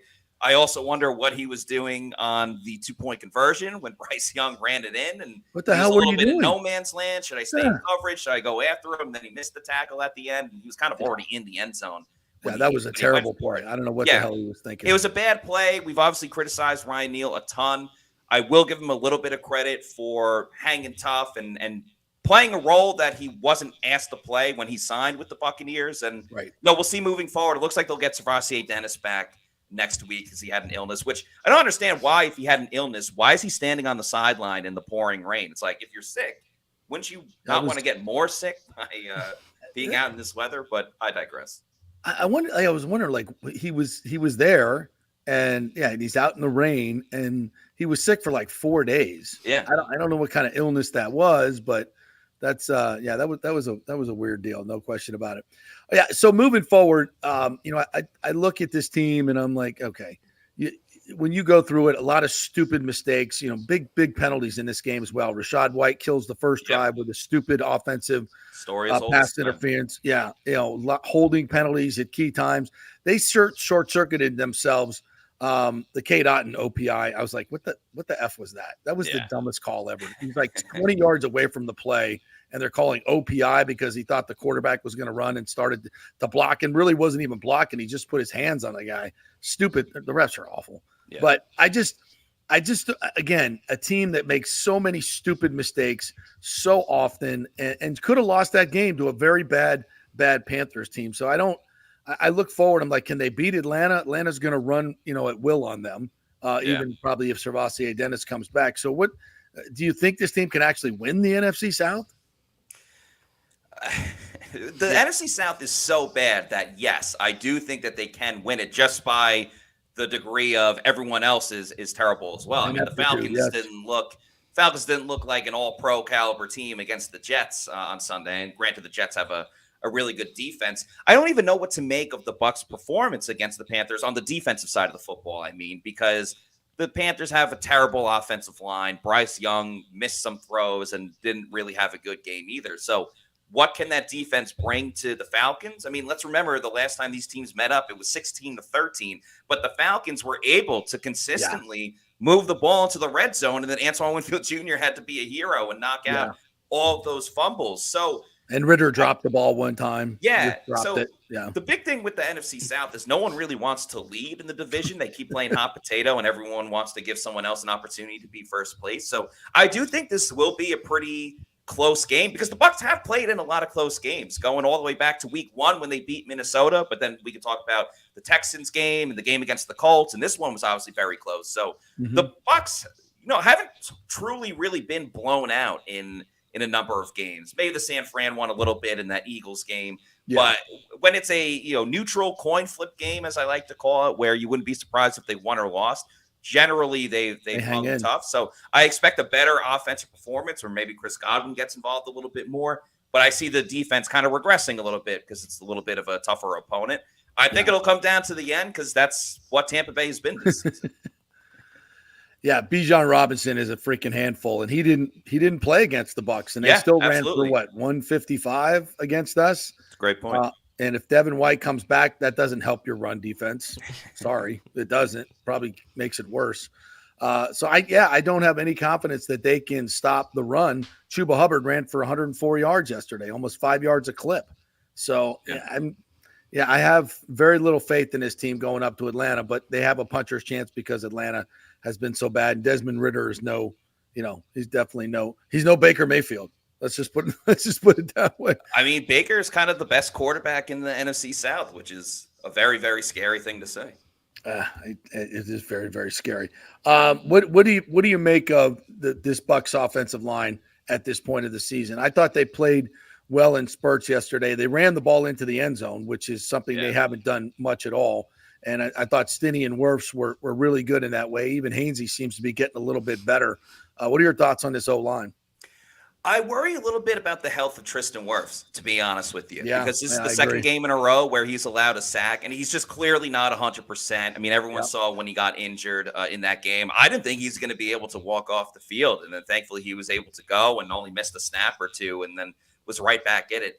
I do worry about the health of him, but him at 100% is still fantastic. Really like what I've seen from Luke Gedeke. Cody Mauch is coming along as a rookie. So this offensive line, I think overall on the season, have done a fairly good job pass protecting Baker Mayfield. And the run blocking was really the big issue. Now, they had a big 30-yard run at the end of the game to close it out, which really kind of skewed the numbers to show that they ran better than what they really did. But I would like Dave Canales to run on the outside more, take advantage of your two best offensive linemen, which are clearly the guys on the outside with Tristan Wirfs and Luke Gedeke. Start running more to the outside, because whether it was some of those trick plays that worked, or Rashad White had a nice 10-yard run to the right side in the second half. Continue to just hand the ball up the middle. This is not an offensive line that moves people. It's just it's maddening. It's like, and there's nothing to the play. It's just zone block. Everybody goes straight ahead. There's no misdirection. There's no counter. There's no, fake flip. There's nothing except just turn around and hand the ball up the middle. There's no eye candy. I mean, the good offenses don't do that. There's always something going, there's a reverse or something. I think I said once or twice. And even when they run the jet sweeps, finally, they work. So they do. Why are there 15 handoffs every game straight up the middle? Stupid. Yeah, I think what Canales would say, because he likes to compare everything to boxing. It would be like kind of goading the opponent to sleep with like jab, jab, jab, jab, which would be the equivalent to running up the middle. And then bam, you hit him with the haymaker, which is the end around, the run to the outside, and things of that nature. But they've been too few and far between. You'd like to see a little bit more of that. Or to your point, JP, that's a couple of counters, a couple of different sweeps. Get creative with running the football. And there's been a little creativity each game, but I don't think enough of what this team needs. No, 100%.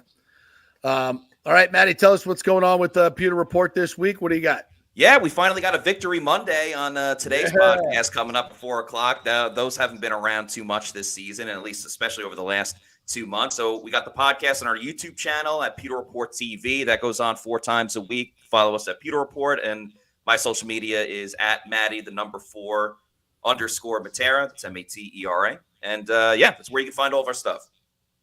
All right. I'm sure you guys will be talking a little FSU as well on your podcast. I know you're going to bring that to the table. So let's go to the Orange Bowl and see if we can get a win over a mighty SEC. Thanks, buddy. Appreciate it. Thank you, guys. All right. We'll take a quick break. When we come back, the portal is wide open, folks. And there's some big names that have jumped in, some shocking names that have jumped in. So we'll hit that when we come back. We're brought to you by the great folks at The Patio. Don't forget, that's the place to watch Monday Night Football tonight, to watch all of your sporting events. Beautiful outdoor and indoor space there.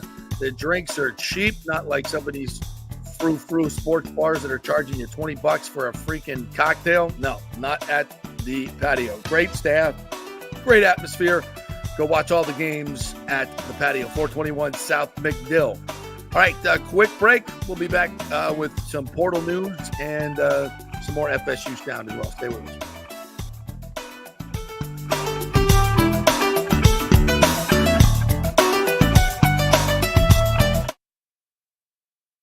JP here for the Gaddis Gordon Real Estate Group and our good friend Jane Gaddis. Folks, simply put, there is nobody like Jane. Jane is a former LPGA 2-time major championship winner. She was also vice president of talent relations at WWE. She also has a law degree from Stetson. So if Jane can drain a 10-footer to win the U.S. Open and stare down Hulk Hogan in the boardroom, you want Jane on your real estate team to not only negotiate the best deal, but find you the perfect home or investment property.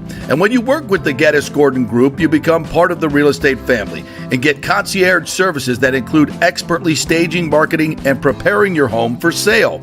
Advice on golf properties. Hey, you might even get some golf tips. Many of their clients become friends long after the sale or purchase is completed.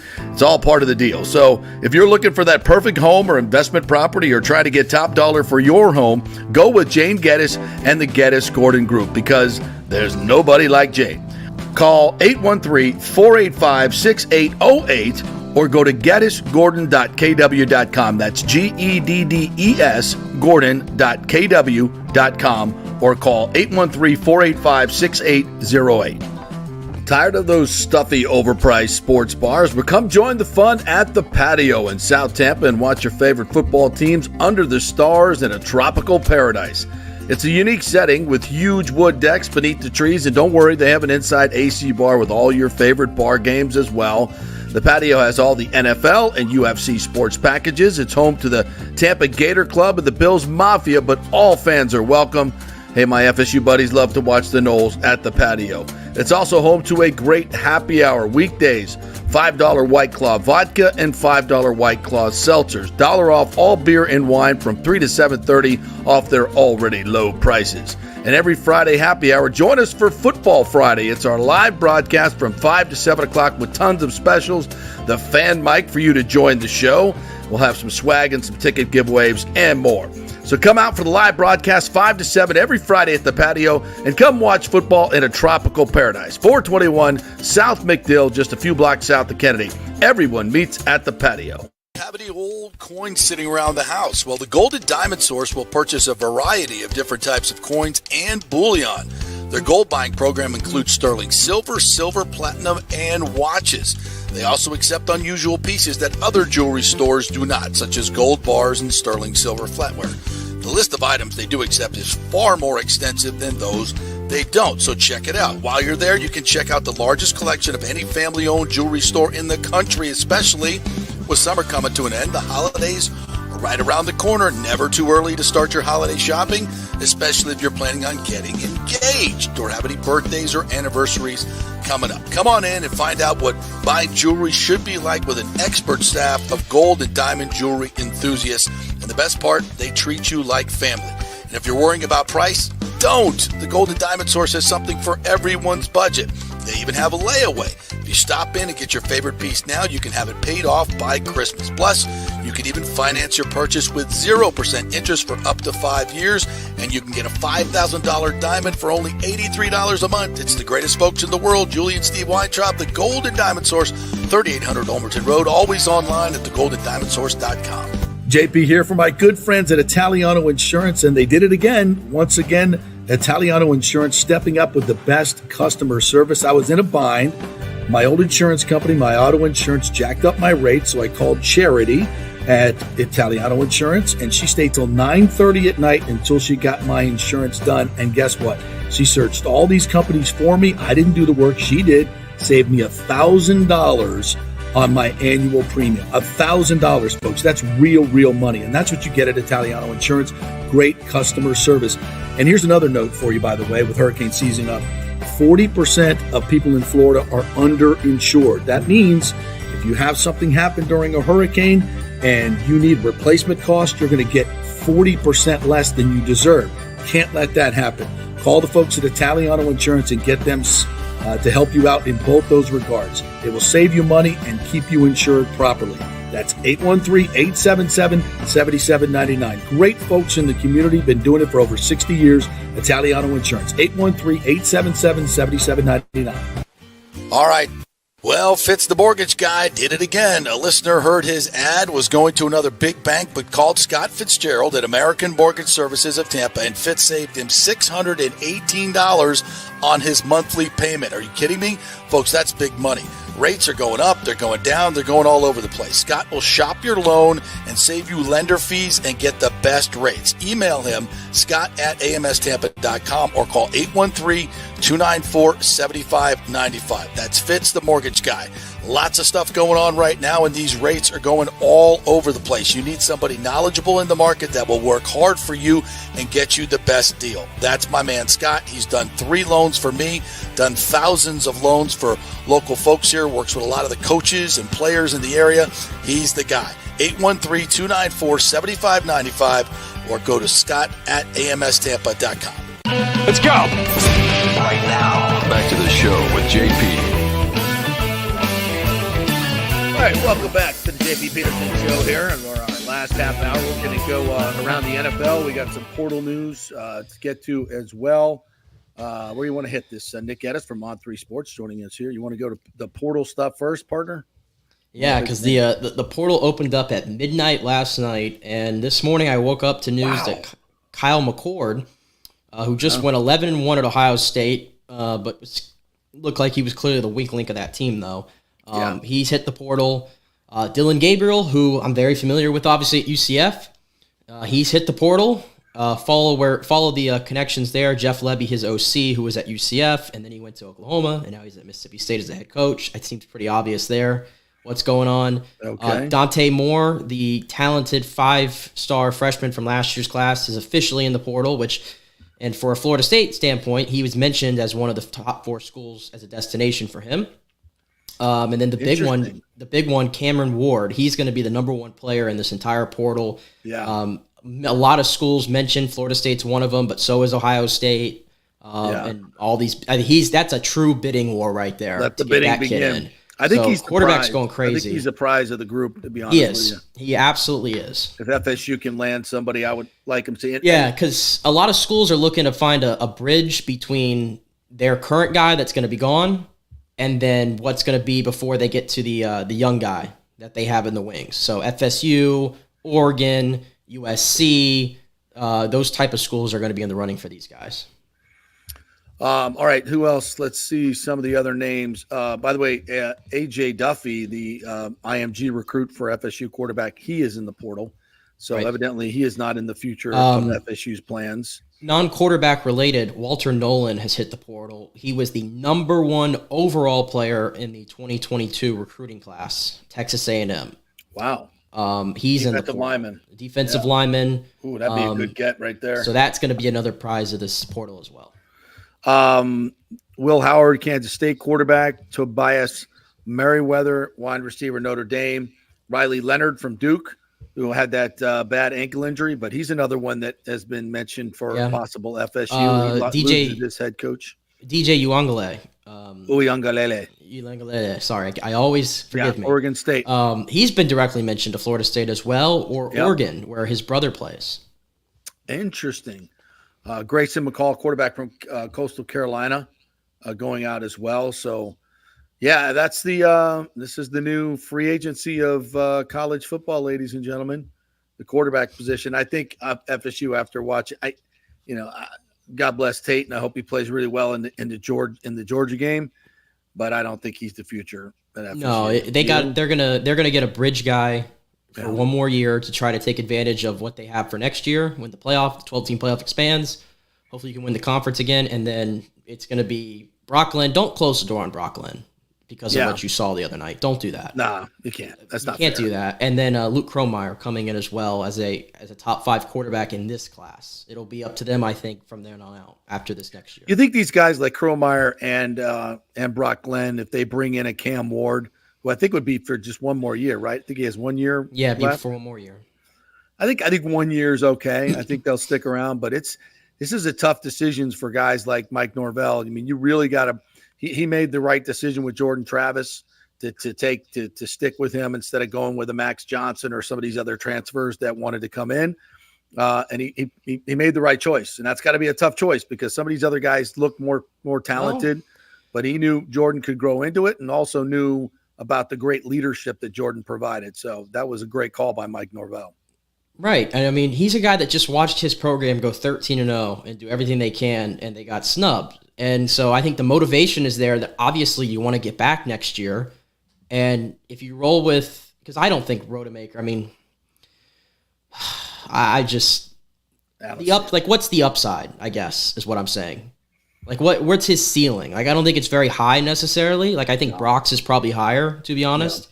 Yeah, I would agree. But if you're trying to win a national championship next year, you probably have to go and get that, like I said, a talented bridge guy who has a lot more experience. All right, let's hear one more soundbite from on this FSU situation. Then we're going to move on to the NFL and all the games yesterday and the horrible officiating and what we learned from the 49ers-Eagles game. Do you have the Rachel Nichols soundbite ready? Now, this was on CNN, so they brought her in to, let the casual fan know what the hell just happened. And this is another girl that worked for many, many years at the worldwide leader and was screwed over by them. So she knows all about how the sausage is made at ESPN. So let's listen into Rachel Nichols explain to you folks why this was never a fair fight for FSU.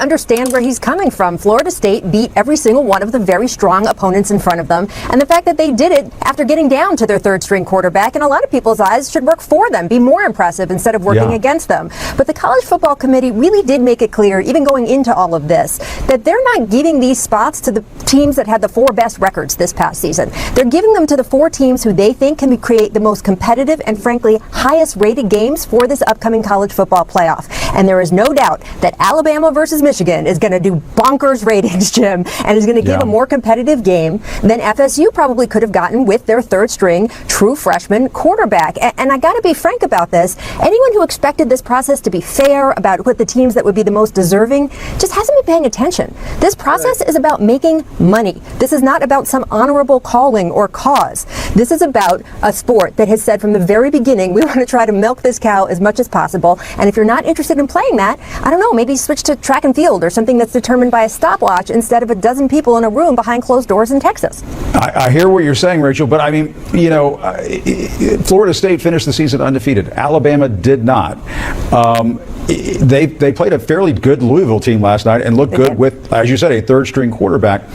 And, feel free to correct me if I'm wrong here, but it sounds as though Alabama might have gotten some preferential treatment here. Yes, they did beat the number 1 team in the country in Georgia, but at the same time, I have to wonder whether the college football playoff gods would have done this had it been just about any other team coming from any other conference, and that this was showing favoritism to Alabama, Coach Nick Saban in the SEC. And that ain't fair. Totally reasonable question, totally reasonable position, could absolutely be accurate, but you said the key word there, preferential. This is about people's preferences. When you have a system that is determined, again, there's 13 people on this committee, 12 men, 1 woman, they decide behind closed doors in a room, they meet in Grapevine, Texas, right near the airport, they make the decision, their opinions, their biases come into play, and one of those biases is who's going to get us the money, who's going to bring in the ratings when we have these games around New Year's Day, and there is no question that Alabama versus Michigan is going to do all of that. It is not fair. However, that's not the game being played here, and I think that's really the stakes. I think you see where she's 100% right. And by the way, the committee, you want to hear about some of these jamokes, who these people are? Most of them are athletic directors who are the biggest corrupt, not all of them, but they've been exploiting these players for so freaking long. It's ridiculous. So you have Chris Alt, who is about 150 years old and was the head football coach and athletics director at the University of Nevada for many years, that powerful football conference. And they won some things, but Nevada. Mitch Barnhart, athletic director, University of Kentucky, SEC. Boo Corrigan, NC State athletic director, ACC, committee chair. That's why they chose him, because they knew he could. It would appear more fair. Chet Gladchuk, another old white guy, is director of athletics at the University of Naval Academy. The Naval Academy. Jim Grobe, longtime Wake Forest coach, is in there. Mark Harlan, interesting in his bio, he was the USF athletic director, remember? He doesn't mention that in his bio. It says he has athletic administrative experience at UCLA, Arizona, San Jose State, and Northern Colorado. no mention of USF. He's now the athletic director at Utah, where they've won 4 national championships in ski. What other brain trust do we have on this? Ward Manuel, another big fat white guy, athletics director at the University of Michigan. And I loved earlier this year when they were having conversations about whether they're going to punish. And by the way, the committee had no problem coming out and saying, oh, in no way are we going to take into account that Michigan's been cheating. We're going to suspend a coach. We're going to get a linebacker coach fired, but we're going to make sure they're the number 1 seed and they haven't played anybody. I mean, make it make sense, bro. David Saylor, another old white guy, director of athletics at the University of Miami of Ohio. There's a lot of people that know a lot about football in this thing, don't they? Or what do they know about counting money? Right. Will Shields is in there. Hold on. Go ahead. No, I was just going to get to this comment here because I haven't brought this up and I knew this was coming. People keep saying this about the undefeated argument. This is Kelly Dwight Fields. What about Liberty U? Oh, stop. Guys, come on. Please don't bring that up. You're showing your ignorance. That is so, like, those two situations could not be any further from each other. Like, let's not come out here and tell, whether you like it or not, under a 4-team playoff system that we have, Power 5 is always going to matter, okay? It just does. And that's why, even though I can get up here and say that I'm used to this feeling as a UCF guy and I went through it for 2 years, you know what? Even that situation is a little bit different than the one that Florida State just went through. They're really not. They're honestly mutually exclusive if you think about it. What I will say is that UCF team beat 3 top 25 teams and proved it on the field with dominant play. The Cincinnati team that went undefeated and got into the playoff in 2021, they beat Notre Dame that year in South Bend. They did that and proved it right there against a big-time opponent. So I don't want to. The Liberty thing doesn't make any sense to me. They had the 133rd strength of schedule and there's 133 teams in the FBS. So it's not the same thing. Please don't act like it's the same thing.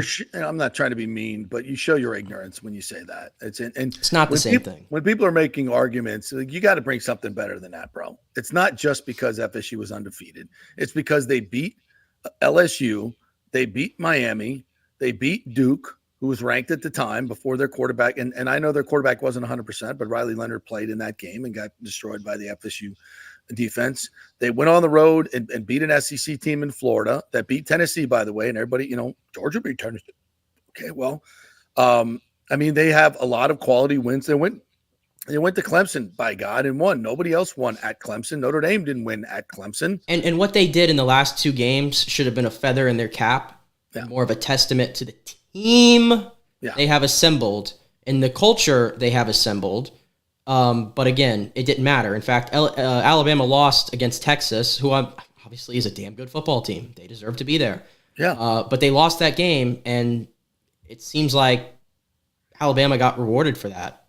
And Texas lost on a neutral field to an Oklahoma team at the end of the game. At the end of the game, that wasn't that great. But it's a rivalry. It's also a rivalry game.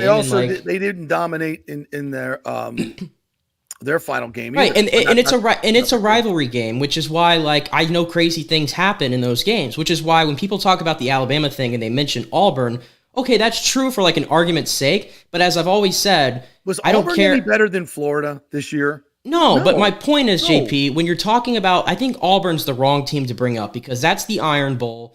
Anything can happen. Go look at what Alabama did against USF.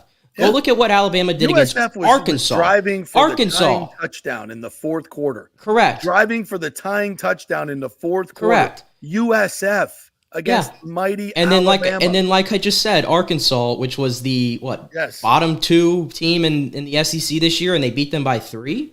And struggled with that one. Go look at those games. The Iron Bowl's crazy. It's madness, rivalries. I think rivalry games, I throw everything out the window, and I'm going to stay consistent on that. Okay? But look at those other examples, in my opinion. Yeah, Texas was, as TJC said, they were not dominant against inferior. They did. They played with their food this year. Yeah. They did.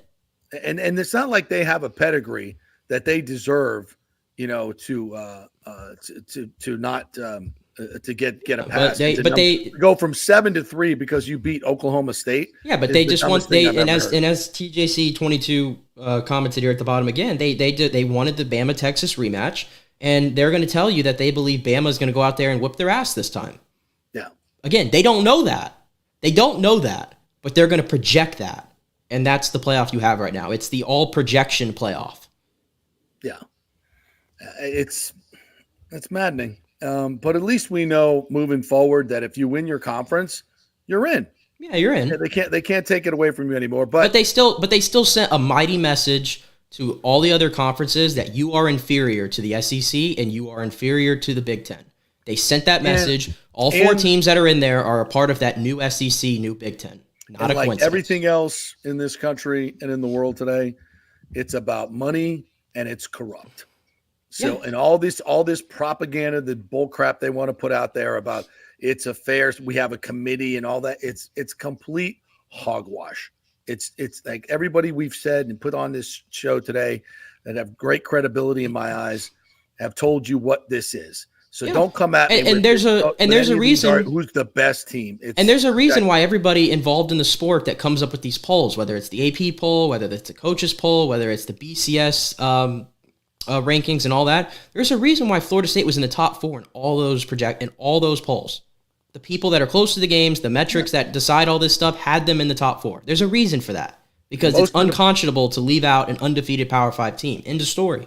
Yeah, and most of the players that have played this sport will back that up. They'll say FSU belongs to be in there because they know how games are won and lost by game plans, and defense matters. Defense freaking matters. Yeah, and by the way, you mentioned we just played the Rachel Nichols audio. Isn't that telling that this story has now transcended sports, where we're talking about it on CNN? It was on Good Morning America this morning, which, by the way, you're going to love this one. Deion Sanders was on Good Morning America this morning, and so on brand for his crap on FSU. He certainly didn't help them. This was his quote. Coach Norvell did a great job of handling it and speaking his voice.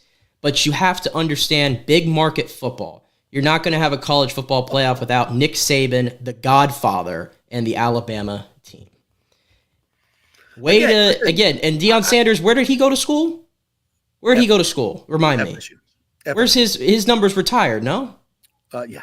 Yeah, and big market, you have to understand big market. Well, he's saying exactly the same thing as I'm saying. It's corrupt. He's the Godfather. The Godfather said, I'm getting in. And the SEC said, we're getting in. We are college football. You're not having a playoff without us. ESPN said, yeah, that's right. This was preordained. It was preordained. Whoever was going to win that SEC championship game was getting in. And that's how Texas got in. So it all comes back to the SEC. Right. It's little things. Deion Sanders lecturing me about college football. Yeah. In the end of the day, though, it's little things that ended up becoming big things. When you look at this season, the Jalen Milroe 31-yard play at the end of the season that we all raved about, a miracle play, and it was a great moment. Yeah, that screwed FSU. Plus, when the Auburn player dropped the punt, he catches that punt. Alabama don't win that game, right. and they're out. They're out. The miracle, they're out. Alabama's out somehow. Now they're the best team. And Michigan, I'm telling you, that's why is nobody looking at Michigan? What I mean, not only the cheating scandal, but I don't even think they shouldn't have even been ranked number 1. I think Washington should have been ranked number 1. What metric was Michigan should have been ahead of Washington? Yeah, and some they say, well, their defense and the big look who they played in the Big Ten. They beat a top 10 team that's going to play in a New Year's Six Bowl without throwing a pass. That's right. In the second half. But you're telling me how much the quarterback matters. Right. In big time college football, right? You're telling me that, correct? And they also had a head coach. They also had a head coach who was suspended for 6 of the 13 games they've played this year. And the team that lost a player, one singular player, got punished more than the team that cheated and did not have their head coach for 6 games. Let me propose this: with FSU sitting at 3 in the coaches poll and 4 in the AP poll, let me propose that the winner of the college football playoff gets the beauty pageant award. Instead of giving him a trophy, give him the crest around you, like a beauty pageant. And then the winner in those polls is your actual national champion. That's who I'm going to crown national champion. Well, As FSU is at number 4, and let's see how these teams perform in the playoff, because 2 of them are probably going to get knocked out. So the national championship game, let's just see what happens. If FSU goes out there and they're committed to the game, I'm not talking about if half their guys decide not to play, which is fine with me. I think they're all going to play. I think they will too. I think Norvell has built that family bond so much that they want to go out and kick ass. And I'm going to tell you this, they'll do it. Yeah, Georgia, what resolve does Georgia have? They've won 2 and national championships. They're not that good a football team anyway. Yeah. FSU will trounce them, and then just like you said, they'll go, "Well, Georgia really didn't care." Yeah, and think about another player that gets lost in this whole discussion. I look at Jared Verse, because Jared Verse, based on the way he played last year, could have come out and have been a first-round pick. He came back, and what did he say? I want to accomplish something special here at Florida State. Well, I'm here to tell you, Nick. If they do that, if they go down and they beat Georgia, and whoever wins the playoff, I don't even care who wins the playoff. If they go 14-0 and they beat Georgia, who they told us was the best team in the nation all year long until they lost by 3 to Alabama, they should, just like UCF, they should hang an effing banner. Oh, I don't know. Absolutely. Because I'm anti what UCF did. Yeah, but this is different. I'm sorry, this is different than UCF. I'm not talking about a team that, and that team, I think that team was great. It had a lot of NFL players on it, but it wasn't the best team in the nation. Let's just be honest. This team, and it's a big if they go beat Georgia with a second-string quarterback, I don't care what the damn score is, to be quite honest with you. If they go 14-0 and the AP or the coaches poll votes them number 1, hang an effing banner. AP national champions 2014, or the Kali Matrix or whatever. Listen, there's teams all over football that claim, there have been split titles in the history of college football. Auburn went undefeated in 2004? Yeah, but you go back, they got screwed. There was an API and UPI and different coaches polls. I mean, I think Alabama claims like 19 national championships, and there's only like 12 official ones. But whatever, I will hang a damn banner. Hang a freaking banner. Buy the players rings with a big bird on them, big FU on them. I would. Why not? You can do it. Nobody's stopping you. Yeah. Nobody's stopping you. I guess. I don't know. People can laugh if they want, but I won't. I'll say, and every time FSU, somebody says, "Yeah, I want a ring now," I'll be like, "Yeah, you did. Yeah, yeah, you did." Well, why not? Yeah. At the end of the day, though, as we kind of wrap up on this one, I mean, again, as Booger said, it's a travesty to the sport. The credibility of the sport, in my opinion, was lost yesterday in the 12-team playoff, which I initially had scoffed at, because I always thought that I didn't have any interest, like this year, I don't have any interest in seeing Penn State play in a playoff. I don't have any interest in seeing Ole Miss play in a playoff. So I always thought that was ridiculous. But given what we saw yesterday, it's clear that has to happen, and some of this will be changed. So it is what it is. I was going to say, by the way, I would love to say some more positive stuff about some of the other teams in this area that we cover, but yes, let's do that. But JP, I can't, because we cover the Lightning, and boy, oh boy, wow. Well, as Cooper said the other day, we got 8 goals on 14 shots in Carolina, and now we have 5 goals on 150 shots in the last few games. They're snake bit right now. They can't score. Yeah, but giving up 8 goals, being down 3-0, 7 minutes in. Yeah, it's bad. It's bad. The defensive coverage is just atrocious. It's horrendous. It's horrendous. It's atrocious. And, Vastie's hung out to dry. It's just, they'll play the Dallas again tonight at Amalie Arena. That's going to be interesting. Bounce back. And this is a critical time for this team. I know they're months away from Stanley Cup championship, but this is a critical time. They've got a big West Coast trip coming up. They got to munch some points this week. They got to get some tonight. They got Pittsburgh coming in again this week, who just beat them last week. So yeah, they got to munch some points. It's an important time for the Bolts. And when's this team going to get it? I'm just waiting. It's like we can only do so many locker room speeches and spiels from Cooper, and we know what we have to do. It's like, at some point, you just got to do it. Yeah. And we're getting to that point, man. I mean, it's almost like at some point you have to make a determination of who they are. Right.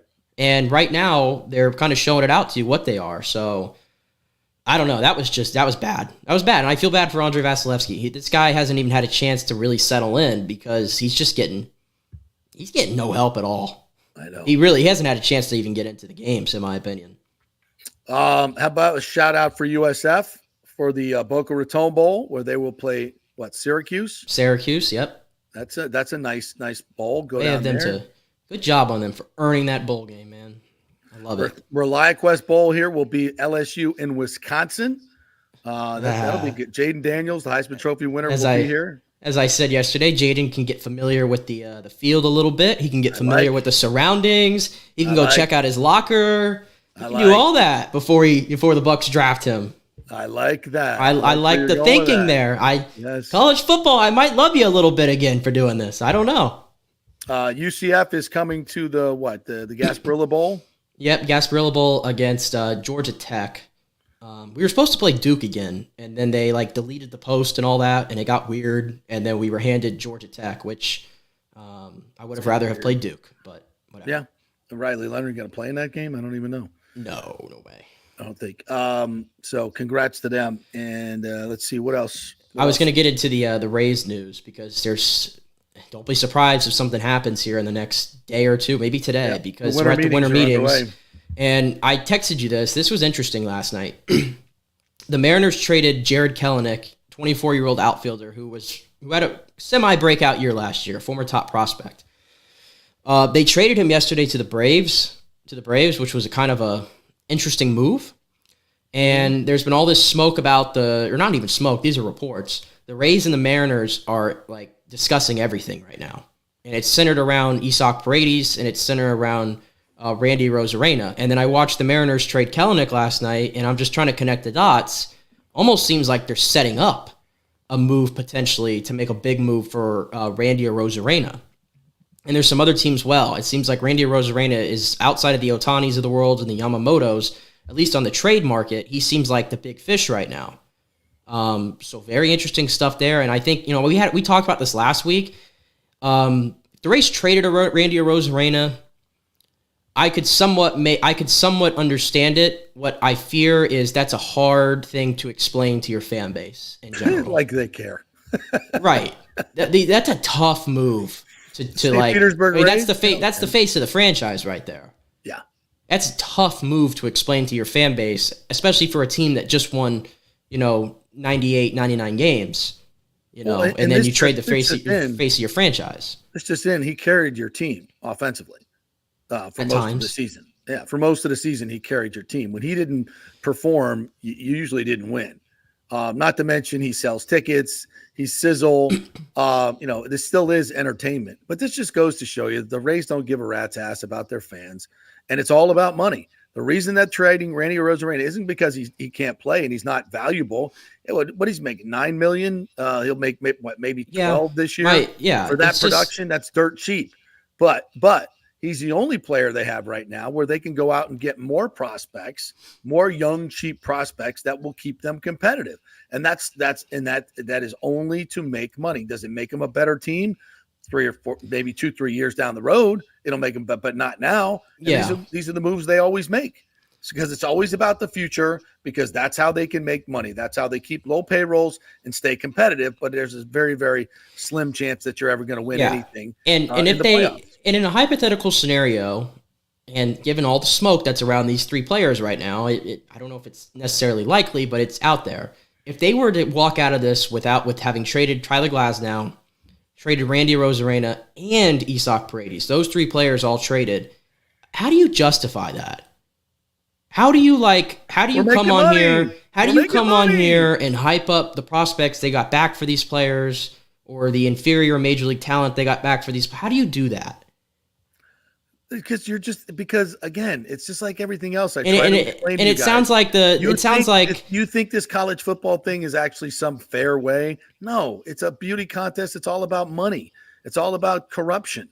It's not this. You think the Rays are really trying to win? No, they're just trying to make money. That's all he's ever cared about. Clearly, you think building a stadium in St. Petersburg where 80% of your fans don't want it is good for the team and for the fans? No, it's just going to make him a ton of money up front. This is all about Stu Sternberg making money. You It can wear makes- your and gear. it makes- You can get all involved in who they're trading and who they're not. The only reason they're making any decision is because of money. And the for interesting thing, GM to come out and say, "Oh, I could spend 120 million." yeah, that's been a point. Like if they traded all these 3 players away, then you just made your GM look like an idiot in the national eye, because he says that, oh, we're comfortable and we can do it. We can take on 125 million, 130 million dollar payroll if we have to, and then you proceed to go and trade the players that are making the money. Is there anybody really believing that? They've never done it. The owner will never do it. Anybody really believe in that? No. Jesus. And when it comes out of his mouth, yeah, I have the flexibility to go. No, you don't. Then you would have. Why? Because you purposely don't want to spend money? And please don't tell me they don't have the money. He's got $500 million he put into another account, according to the lawsuit, which is still moving forward, by the way, with a much more aggressive attorney who hopefully will come on this show working on it. So please, again, go pay attention to your winter meetings. Find out how they're going to gut the roster. And then come on here and try to – and now all the Rays fans, oh, this guy's – look at his whip in AA. Good for you. Look at his RIP in single A Cape Cod League. Looks really good. Sorry. All right. We'll wrap this up by just saying, it is what it is, folks. Don't let it ruin your world. Don't let it ruin your day. It's just college football. It's just football. If you're an FSU fan, it's all corrupt. It is what it is. You love your guys. Like Danny said, support the players, support the coaches. They did a hell of a job. You've gone from losing to Jacksonville State to even being in the conversation is an amazing accomplishment for FSU. So God bless Mike Norvell and those players for giving it all year long. They did a hell of a job. Last thing I'll say before we wrap up, if you're a Florida State fan and you want to have special memories of this team, don't let what happened yesterday impact that. This was a special Florida State team. This is the third time I think they've won 13 games ever. So don't let what happened yesterday ruin the memories that this team gave you. We're hanging a banner and getting rings with a big FU on the bottom of the banner. Let's go. All right, thanks to Matt Matera for joining us today. Great job, Nick Geddes. We'll be back tomorrow. Ryan Neese is going to join us, former Buccaneer. His foundation's got the big party coming up. We'll talk. Can he play linebacker? Can he come out? We have to bring him back. We got a spot. We got a spot. Absolutely. We'll bring him back. And Scott Reynolds will join us tomorrow as well from the Pewter Report. Have a great day, everybody.